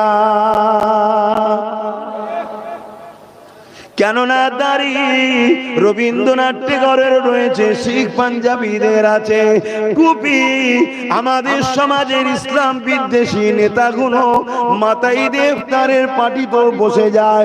যেমন তোমার পূর্ব মেদিনীপুরে ওই যে একজন নতুন করে বেরিয়েছে, এত সময় ধরে কোরআনের মাহফিল করবে, আল্লাহ রাসূলের আলোচনার মাহফিল করবে, সেখানে বাধা আসলে ঘাবড়ালে হবে না, ধৈর্যের সাথে মন স্থির রাখতে হবে। তোমার যদি মাহফিলকে কেন্দ্র করেই মৃত্যু কপাল থেকে হয়ে যাবে। আমি তো এত দূর থেকে চলে এলাম, এত দূর থেকে চলে এলাম, আমি তো বলতে পারতাম না রে বাবা ঝামেলা হচ্ছে, যাবো না। না না না না, আমার যদি আজকে এখানে মৃত্যু থাকে আমার ঘাড়কে আসতে হবে, আমার ঘাড়কে আসতে হবে। আমি যদি অসুস্থ হয়ে যাই, মরণ যদি এই গ্রামে থাকে, আমার বাপও আমায় তুললি আসবে বাহানা হয়ে, ওসিলা হয়ে। কথা বুঝছেন না, বোঝেন না? অতএব মৃত্যু থেকে পালাবার কোনো রাস্তা নয়। অতএব তুমি যখন হকের উপরে আছো, এক সেকেন্ডের জন্য ঘাবড়াবে না। কাল তোমার উপরে আরো জুলুম হতে পারে, আরো টর্চার হতে পারে, তোমার ঘর ভাঙতে পারে, তোমার মিথ্যা কেস দিতে পারে, তোমার উপরে অনেক রকম মানসিক টর্চার হতে পারে। মনে রাখবে, আমার নবী পাক সাল্লাল্লাহু আলাইহি সাল্লামের উপরে হয়েছে। নবী সিজদায় পড়েছে। তৎকালীন ইসলাম বিরোধী আবু জেহেল নবীর পিঠে পচা দুম্বার ভুঁড়ি চাপিয়ে দিয়েছে। নবী পাকের কলিজার টুকরি খাতুনে জান্নাত পিঠ থেকে নাপিয়ে দেয়, আল্লাহ নবী মাথা তোলে। আর কি হয়েছে? নবী পাক সাল্লাল্লাহু আলাইহি সাল্লামের রাস্তায় কাঁটা বিছিয়েছে, নবী পাককে নানান দিক দিয়ে অত্যাচার করেছে। এমনও দিন গেছে আল্লাহ নবীকে চারিদিকে অস্ত্র নিয়ে ঘুরছে, শহীদ করে দেবে বলে আল্লাহ নবী পাহাড়ে চলে গেছে। ওখান থেকে গোপনে গোপনে মানুষকে দিনের মেসেজ দিচ্ছে।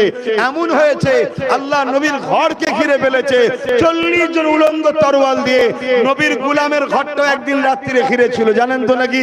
অতএব সেই দিনে তো রাসূল পাক সাল্লাল্লাহু আলাইহি সাল্লাম আল্লাহর হুকুমে ইয়াসরিবে চলে গেলেন।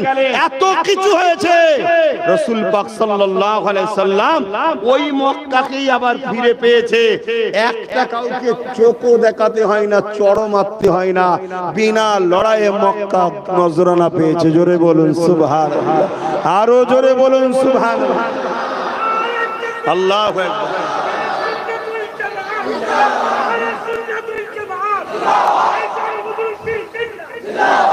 আমারটা দেবেন না, বাকি দুটো ঠিক আছে। কেন এটা হুজুরের মাহফিল, নবীর আলোচনার মাহফিল, ভালোবাসাই দিচ্ছেন, দিয়া হারাম বলছি না।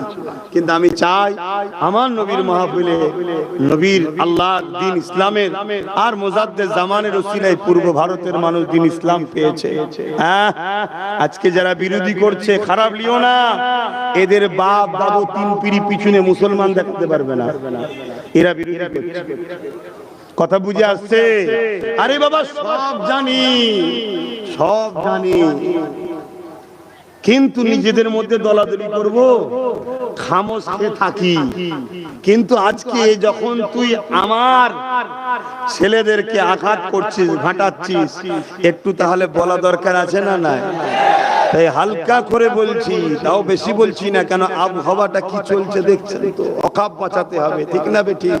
এখন ঝগড়া করার সময়, কিন্তু ছেঁচড়া যদি পরিবর্তন না হয় তাহলে বেকার তার পিছনে কাঠ খরচ করে লাভ নেই। তাই তো নাকি? ছেঁচড়া বুঝুন তো নাকি? ভাষা খারাপ না? আরে রান্না করেন না মাঝে মাঝে বস্তু, বস্তুর মধ্যে সাথে কিছু ছেঁচড়া থাকে না? থাকে না? কি বলেন তাকে? হ্যাঁ, ওই গুণের পিছনে কাঠ খরচ করে লাভ আছে? ও কেটে তাহলে বাদ দিতে হবে। যাও আউট। শুনছেন তো নাকি? হ্যাঁ। বাবেরা নজওয়ান তরুণেরা, এ নবী পাকের প্রেমিকেরা, কারণ আমার নবী পাক অনেক কষ্ট করেছে এই দিন ইসলামের জন্য। ইসলামের যুগে যুগে বিরোধী হয়েছে, আবু জেহেল বিরোধী করেছে, আবু জেহেল আল্লাহ মিটিয়ে দিয়েছে। নমরুদ বিরোধী করেছে, নমরুদ আল্লাহ মিটিয়ে দিয়েছে। ফিরাউন বিরোধী করেছে, ফিরাউন আল্লাহ মিটিয়ে দিয়েছে। এ যুবকেরা, প্রকাশ্য দুশমন যতই থাকুক না কেন, তাদের বিরুদ্ধে লড়াই করে বিজয় হওয়াটা মুসলমানদের জন্য কোনো ব্যাপার নয়। ইতিহাসের তার একটা ছোট্ট নমুনা বলি, তারপরে একটু মুনাফিকদের নিয়ে বলবো।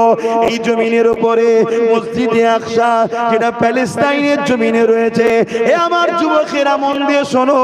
হয়তো আমাকে নিয়ে অনেকে ভুল বুঝে আছো, একটু মন দিয়ে শোনা দরকার। চোখের কালো চশমাটা খুলে দাও, দেখবে আমাকে পরিষ্কার। আর চোখের চশমা যদি কালো হয়, পরিষ্কার কেউ কালো দেখাবে। কাচের গিলাসটা যদি যদি কালার হয়, তার মধ্যে যদি পানি তুমি সাদা দাও, ওটা মনে হবে কালার পানি খাচ্ছে। কিন্তু গিলাস যদি সাদা হয়, পানিটাও সাদা মনে হবে। এই তোমার অন্তরের চিন্তা ভাবনা তোমাকে পরিবর্তন করতে হবে, নাই মূলত তোমারই ক্ষতি হবে। এ যুবকেরা, তরুণীরা, বাপেরা, কেন আমার নজরে দেখছি এই সমাজের বেশিরভাগ যারা মুসলমানদের रहनुमा সেজে রয়েছে, এরা বড় বড় একটা করে দালাল ছাড়া দ্বিতীয় কিছু নয়। আমি দেখছি তো সমাজে। এ যুবকেরা, আল্লাহ নবী নবী নবী তাই জানিয়ে দিলেন, আমার বড় ভয় হয় আমার উম্মতদের ঘরে উকাশ যারা দুশমন তারা ক্ষতি করতে পারবে না, আমার উম্মতদের ক্ষতি করবে ছদ্মবেশী মুনাফিক মুসলমানেরা। এই প্রকাশ্য একটা লড়াইয়ের কথা বলে দিয়ে যায়। এই যে মসজিদে আকসা, প্যালেস্তাইনের মসজিদে আকসা, জানেন তো নাকি ওটা কি আমাদের কেবলা নয়? ওটা কি আমাদের মসজিদ নয়? হ্যাঁ, ওটা আমাদের প্রথম কেবলা ছিল। এই যুবকেরা, তরুণেরা, এই মসজিদে আকসাকে বারবার দখল করা হয়েছে। এই মসজিদে আকসার একটা বৈশিষ্ট্য রয়েছে, মসজিদে আকসা যার দখলে থাকে পুরো পৃথিবীতে তার রাজত্ব চলে। বলুন সুবহানাল্লাহ। এটা আল্লাহর ঘরের ফজিলত। এজন্য সবাই মসজিদ আকসাকে দখল করতে চায়। এটা হাজার হাজার বছরের ইতিহাস, মুসা নবীর আগে থেকেও ইতিহাস। মসজিদে আকসাকে অনেকবার দখল করা হয়েছে, কথা বুঝে আসছে। আর আমার আল্লাহ অনেকবার মসজিদে আকসাকে উদ্ধারও করেছে মুমিন মুসলমানদের দ্বারা। জোরে বলুন সুবহানাল্লাহ।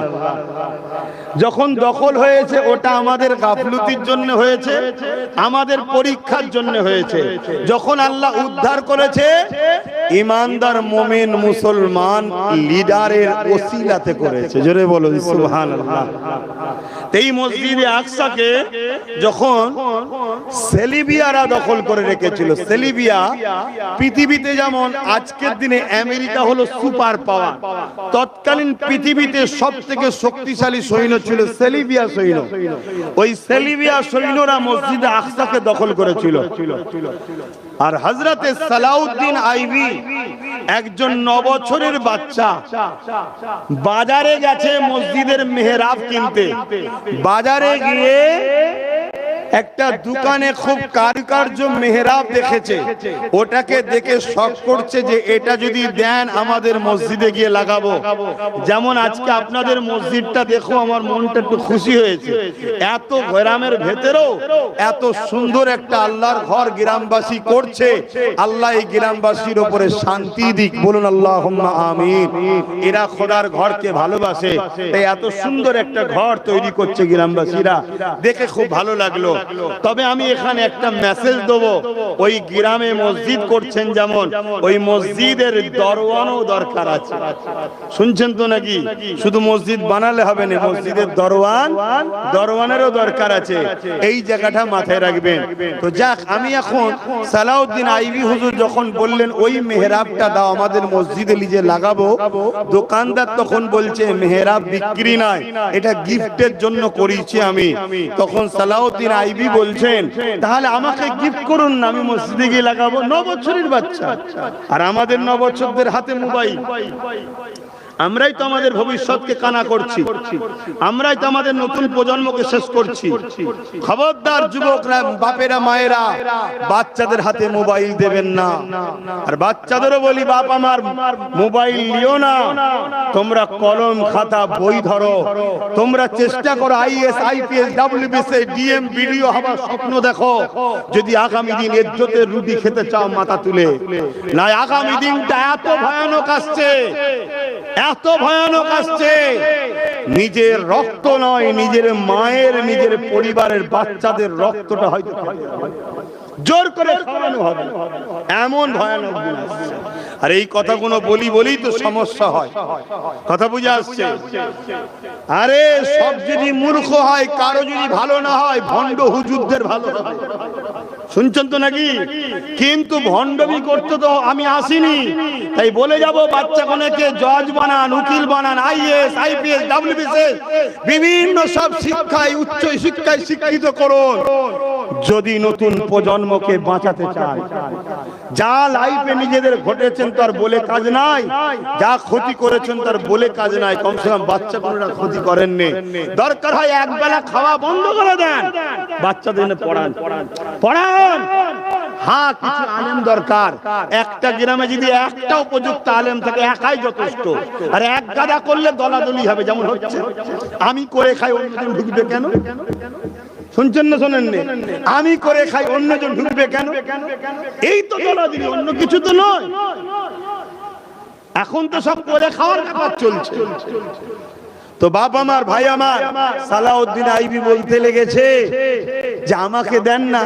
তখন দোকানদার বলছে এটা আমি মসজিদে আকসায় লাগাবো, মসজিদে আকসাতে যে লাগাতে পারবে তাকে গিফট করব।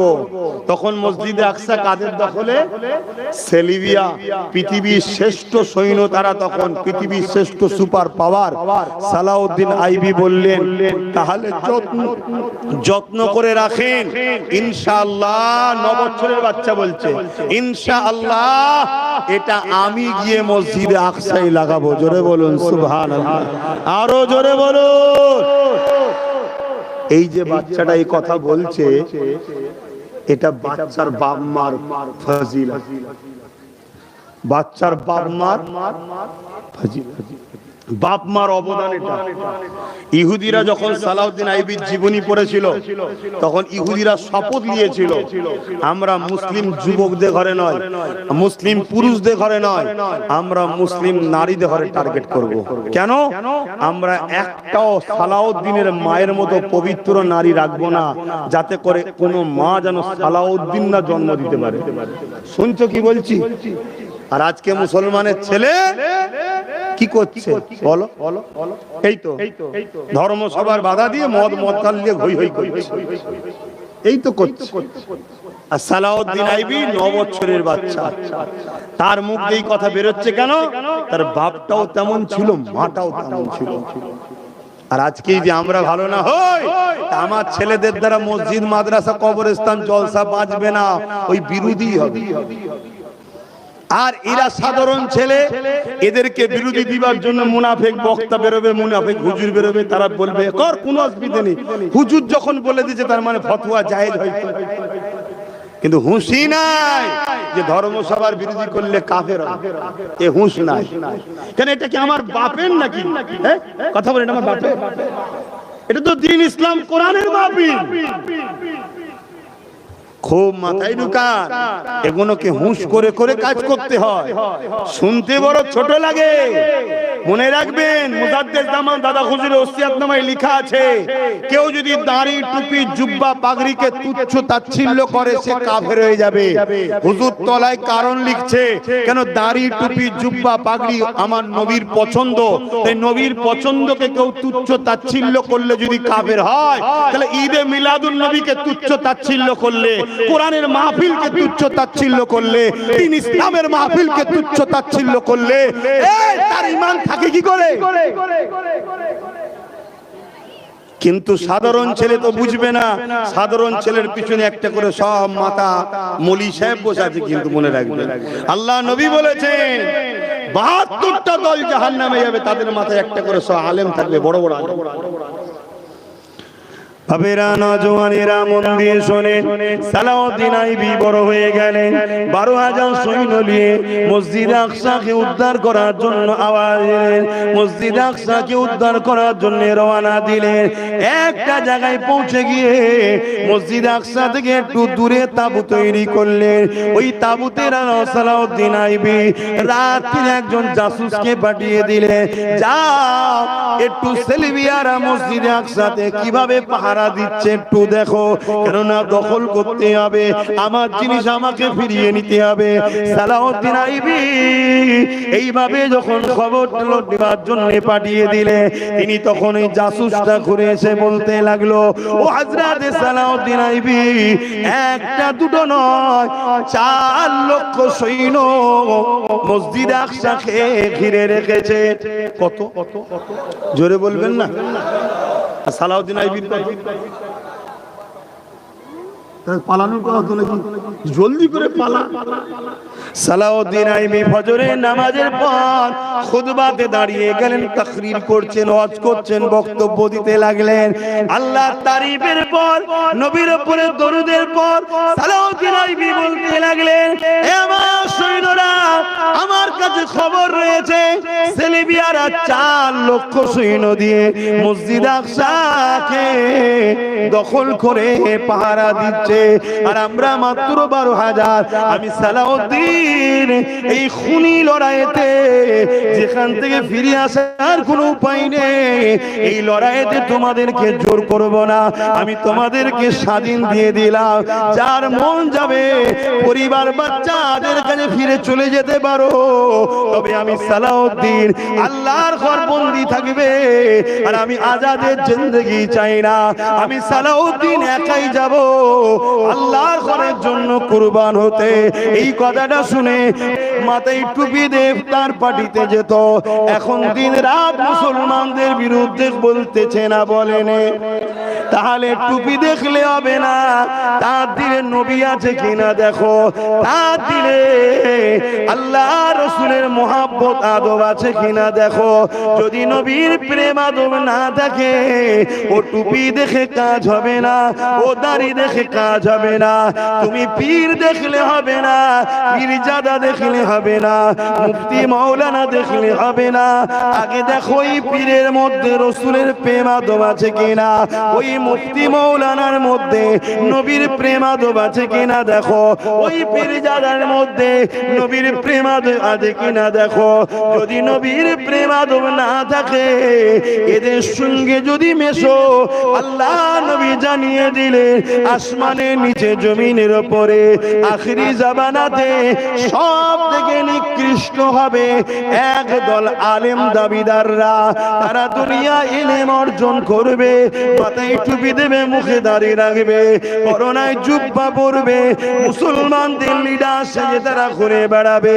কিন্তু নিরীহ মুসলমান গুলোকে তৎকালীন সময়ে ইসলাম বিদ্বেষী তাগত শাসক যারা থাকবে, তাদের হাতে কোটি কোটি টাকাতে বারবার বিক্রি করবে।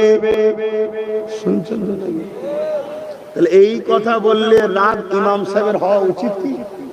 কথা বলে এই রাগ হচ্ছে কেন? হচ্ছে না, ইনি তো এই লাইনের নয়। আর যদি কারো রাগ হয়, তাহলে ধরে নিতে হবে ধান্দাবাজটা কে। আমি কারো নাম বলি, নাম বলছি না, অথচ হক কথা বলছি, কারো গায়ে লাগছে, তাহলে বুঝে লিয়া দরকার যে এটা কে। ঠিক না বেটি? এ যুবকেরা, তরুণেরা, কেননা ইসলাম বহুত কষ্ট করে আল্লাহ নবী প্রতিষ্ঠিত করেছে। যুগে যুগে ইসলামের বিরুদ্ধে অনেক ঝড় তুফান এসেছে। আমার নবী পাকের সময়ে তো ইসলামের বিরুদ্ধে কত ঝড় এসেছে শোনে। এ যুবকেরা, আল্লাহ নবী যখন দ্বীনের প্রচার করতে যাবে, মানুষের কাছে ন্যায়ের কথা, ইসলামের কথা, সত্য কথা, মানবতার কথা, মুক্তির কথা, কল্যাণের কথা, গরিবের অধিকারের কথা, ক্ষুধার্তকে খানা খাবার কথা, এক কথা আল্লাহ পাকের বাণী যখন শোনাতে লেগেছে, ওই সময় দেখা যায় মক্কা জমিনে আবু জেহেল, উতবা, সাইবারা আমার নবী পাকের চরম বিরোধী করেছিল না করেনি? আওয়াজ দিয়ে বলেন, আপনারা কি টেনশনে আছেন? যদি টেনশনে থাকেন, আস্তে আস্তে ঘরে চলে যান না, আর না ওই ভাইগুলোর মতো চলে যান যারা ছুটান নিয়েতে আছে, বিপদ হলে ছুটবে, ওদের মতো দেরি চলে যান। এটা আওয়াজ কাপুরুষের মতো 1000 বছর বেঁচে থাকার থেকে বনের রাজা সিংহর মতো 1 ঘন্টা বাঁচে। খালি খামাখায় জঞ্জাল লেগে কি লাভ ঘর ভর্তি? হক কথা যদি ইসলামের জন্য বলতে না পারেন, কিসের আপনি ইমানদার? আল্লাহ নবী বললেন, অন্যায় দেখলে হাত দিয়ে রাখো, যদি হাত দিয়ে না পারো মুখ দিয়ে রাখো, যদি মুখ দিয়ে না পারো অন্তর থেকে ঘৃণা করো। যদি এই 3টে বৈশিষ্ট্যের মধ্যে কোনোটা না থাকে, আল্লাহ নবী বলছে তোমার মধ্যে ঈমান নাই। আজকে কেউ ইসলামের বিরোধী করবে, আজকে কেউ কোরআনের বিরোধী করবে, আজকে কেউ মসজিদকে মিটাতে চাইবে, আজকে কেউ মাদ্রাসাকে মিটাতে চাইবে, আজকে কেউ আমার ধর্মের উপরে আঘাত দেবে, আজকে কেউ কোরআনের মাহফিলকে রুখতে চাইবে। আর তুমি যদি বলো আমার ভয় লাগছে, তুমি দাঁড়িয়ে রাখতে পারো, নামাজি রোজাদার হতে পারো, তোমার মধ্যে রাসূলুল্লাহর ভাষা অনুযায়ী ঈমান নাই। শুনছেন না শুনেন? মরতে সবাইকে হবে, জন্ম জেলিয়েছে সে মরবে, জন্ম জেলিয়েছে সে মরবে, আমিও মরবো। আমার দেশের বর্তমান যে সিএম আছে সেও একদিন মরবে, আমার দেশের প্রাইম মিনিস্টার যাচ্ছে সেও একদিন মরবে, আমেরিকার ডোনাল্ড ট্রাম্পও মরবে, আমার বাপও মরবে, মাও মরবে। সব বেটাকে একদিন মৃত্যুর স্বাদ চাকতে হবে। মনে রাখবেন, জবাব কিন্তু সুম্মা নুফিকা উখরা ফাইযাহুম কিয়ামুন ইয়ানজিরুন, ময়দানে মাশর দিতে হবে, ঘাবড়াবার কিছু নেই। আজকে যদি আমরা সমাজের জুলুমের বিরুদ্ধে কথা বলতে ভয় খাই, মুসলমান দাবি করে লাভ নেই। সমাজের এতিমের পাশে দাঁড়াতে যদি অসুবিধা হয়, মুসলমান দাবি করে লাভ নেই। সমাজের ক্ষুধার্ত মানুষকে খানা দিতে যদি অসুবিধা হয়, মুসলমান দাবি করে লাভ নেই। দেশকে যদি নিরাপত্তাই না রাখতে পারো, মুসলমান দাবি করে লাভ নাই। দেশের সর্বধর্মের মানুষকে যদি তুমি ভালোবাসতে না পারো, মুসলমান ইসলাম দাবি করে কোনো লাভ নাই। বড় দুঃখ, ইসলামটা তো বুঝতেই পারলাম না। ইসলাম কাকে বলে বলুন? ইসলাম তো আমরা নামাজ, রোজা, দাড়ি, টুপির মধ্যে সীমাবদ্ধ করে দিয়েছি। এর নাম কি শুধু ইসলাম? ইসলাম ইনসাফের নাম, ইনসানিয়াতের নাম, ন্যায়ের নাম, সত্যর নাম, মানবতার নাম, কল্যাণের নাম, ক্ষুধার্ত মানুষকে খানা খাওয়াবার নাম, বস্ত্রহীনকে বস্ত্র দিবার নাম, সমাজে নারীদের অধিকার দিবার নাম, বিধবার মর্যাদা দিবার নাম, এতিমের অধিকার দিবার নাম, সমাজকে সন্ত্রাস মুক্ত করার নাম, সমাজকে জুলুম মুক্ত করার নাম, সমাজকে দুর্নীতি মুক্ত করার নাম, সমাজ থেকে নেশা দ্রব্য জিনিসকে বন্ধ করে সমাজের মানুষকে নেশার হাত থেকে বাঁচাবার নাম হলো ইসলাম। জোরে বলুন সুবহানাল্লাহ, আরো জোরে বলুন সুবহানাল্লাহ। এই ইসলামের কথা বলতে গেলে যদি কোনো মুসলমানের বুকে ব্যথা হয়, সে কি মুসলমান? মনে রাখবেন, কুড়ুলের কাজ, কাটারির কাজ, লোহার কাজই হলো কাটা। কিন্তু লোহা প্যারালাইসিস রোগীর থেকেও খারাপ যদি কাট না সাথ দেয়। ইসলাম বিদ্বেষী যারা, তাদের কাজ হলো ওয়াকফ আইন তৈরি করে হোক আর না করে হোক, ইসলামকে মিটাবার চেষ্টা তারা করবে। কিন্তু মুনাফিক মুসলমানরা যদি তাদের সাথ না দেয়, তারা কখনো, জোরে বলেন। আর আমার টার্গেট হচ্ছে এই মুনাফিকদের বিরুদ্ধে। প্রকাশ্য দুশ্মনকে চিনা যায়, প্রকাশ্য দুশ্মন রাসূল বলছেন আমার উম্মতের ক্ষতি করতে পারেনি আর পারবেও না। আমার রাসূল বলছে আমার ভয় হয় আমার উম্মতের ক্ষতি এক শ্রেণীর মুনাফিক মুসলমানরা করবে।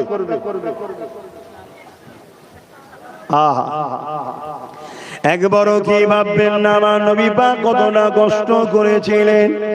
মক্কা জমিনে যেদিন কন্যা সন্তান হলে জেন্ত পুঁতে দেয়া হতো, এ মায়ের জাতেরা একবারও কি ভাববেন না সেই নবী পাকের দিনের কথা? আমার নবী পাক আপনাদেরকে জেন্ত পুতার হাত থেকে বাঁচিয়েছে, নারীদের মর্যাদা দিয়েছে। আল্লাহ নবী লোকের বাড়ি বাড়ি গেছে, তাদেরকে যে বুঝিয়েছে কন্যা কোনোকে জ্যান্ত পুঁতে দিও না, কন্যা কোনোকে বাঁচতে দাও। এই কন্যা সন্তান হওয়ার জন্য তাদের কি অপরাধ রয়েছে? তাদেরকে তো 16টা কন্যা বানিয়েছে আর আমাদেরকে পুত্র বানিয়েছে। এটা তো 16টার কুদরতি ক্ষমতা। নারীগুলোকে জ্যান্ত পুঁতে দিও না গো, এত সহজে হয়নি গো। আল্লাহ নবীর উপরে তারা অনেক জুলুম করেছে। এমনকি আমার নবী পাককে ইসলাম বিদ্বেষীরা আমার নবী পাকের গায়ে হাত পর্যন্ত উঠিয়েছে। উহুদের ময়দানে আল্লাহ নবীর দান্দা মোবারক শহীদ হয়ে গেছে। এমন করে তায়েফের জমিনে আমার নবী পাক রক্তাক্ত হয়ে গেছে। কি জন্য? এই জমিনের অন্যায়কে বন্ধ করবে বলে, এই জমিনের খুনকে বন্ধ করবে বলে, এই জমিনের নারীদের অধিকার দেবে বলে, এই জমিনে চুরি ডাকাতি খুন দাঙ্গা বন্ধ করবে বলে, এই জমিনে বেইনসাফিকে বন্ধ করবে বলে, এই জমিনকে মানুষ মনুষ্যত্বে নিয়ে মিলে মিশে সাম্যের সাথে বসবাস করবে। এই জন্যই তো নবী মার খেয়েছে। এ নবীর উম্মতেরা, আজকে মুসলমান দাবি করলে হয় না গো। মুসলমান কখনো চোর হতে পারে না, মুসলমান কখনো দুর্নীতিবাজ হতে পারে না, মুসলমান কখনো খুনি হতে পারে না, মুসলমান কখনো গুন্ডা হতে পারে না, মুসলমান কখনো ডাকাত হতে পারে না, মুসলমান কখনো এতিমের মাল, গরিবের মাল, বিধবার মাল ছেড়ে নিতে পারে না, মুসলমান কখনো অত্যাচারী হতে পারে না। যে অত্যাচার করবে সে মুসলমান দাবি করতে পারে, কিন্তু সে মুনাফিক জাহান্নামে যাবে। মুনাফিকের ঠিকানাটা কোথায়? সব থেকে নিকৃষ্ট জাহান্নাম। কোন মুসলমান দাবিদার যদি গরিবের উপরে জুলুম করে, সে গরিবটা যদি হিন্দু হয়, আদিবাসী হয়, তার উপরেও যদি জুলুম করে, সে অন্যায় করেছে। এ মুসলমান দাবি করতে পারে, কিন্তু এর ঠিকানা হলো জাহান্নাম। কেন? এ মুসলমান দাবি করে ইসলামকে বদনাম করতে লেগেছে। তাই আজকে বলে দিয়ে যায়, আল্লাহ নবী অনেক কষ্ট করে দিনকে প্রচার করেছে। আল্লাহ নবী অনেক কষ্ট করে এই পৃথিবীর জমিনের সন্ত্রাসকে খতম করেছে, এই পৃথিবীর জমিনের খুন খারাপি বন্ধ করেছে, এই পৃথিবীর জমিনে নারীদের অধিকার দিয়েছে। যেখানে মায়েদের ঘরে সন্তানেরা হত্যা করত, আল্লাহ নবী এই পৃথিবীর মানুষগুলোকে অনেক কষ্ট করে বুঝিয়েছে। আল জান্নাতু তাহতা আকদামুল উম্মাহাত, প্রতিটা ছেলেদের পায়ে, প্রতিটা ছেলেদের জান্নাত তার মায়ের পায়ের তলা। তাই নবী আমার জানিয়ে দিলেন, কেউ যদি মায়ের উপরে জুলুম করে, বাপের উপরে জুলুম করে, স্বামী রাসূলুল্লাহ আমার কেউই নয়। আর যে নবী নয়, সে যদি মুসলমানও দাবি করে, সে মুনাফিক জাহান্নামী ছাড়া আর কিছু নয়। তাই মা বাপকে বিয়ার করা নবী শিখিয়েছে। এ নারীর জাতেরা, মায়ের জাতেরা, এই জমিনের উপরে তোমাদের কোনো অধিকার ছিল না গো। আল্লাহ নবী তোমাদের অধিকার দিয়েছে। তোমাদেরকে কত অধিকার দিয়েছে? আল্লাহ নবী বললেন, বিবাহর আগ পর্যন্ত ওই বাপ হলো ওই নারীটার জন্য বডিগার্ড। ওই কন্যা সন্তানটার থাকা, খাওয়া, পড়াশোনা সব দায়িত্ব বাপের। বাপ যদি কন্যার লালন পালন দায়িত্ব না নেয়, কিয়ামতের দিন ওই বাপকে জবাব দিতে হবে। আবার বিবাহ হয়ে যাবার পর ওই কন্যাটাকে ইসলাম তাকে কত সম্মান দিল, রানী বানিয়ে দিল, ওর স্বামীকে দায়িত্ব দিয়ে দিল। এ স্বামী শুনে রেখে দাও, এই কন্যাটার থাকা, তোমার স্ত্রী যে হয়েছে, এর থাকা, পরনার কাপড়, এর খাওয়া দাওয়া, এর চিকিৎসায়, সুস্থ, এর খুশি, সব দায়িত্ব হয়ে গেল স্বামীর। এরপরে যখন তিনি বুড়ি হয়ে যাবেন, বয়স্ক হয়ে যাবে, আল্লাহ নবী দিন ইসলাম ওই কন্যাটাকে রাজমাতা সম্মান দিয়ে দিল। তখন তার সন্তানের সম্পূর্ণ দায়িত্ব হয়ে যায়।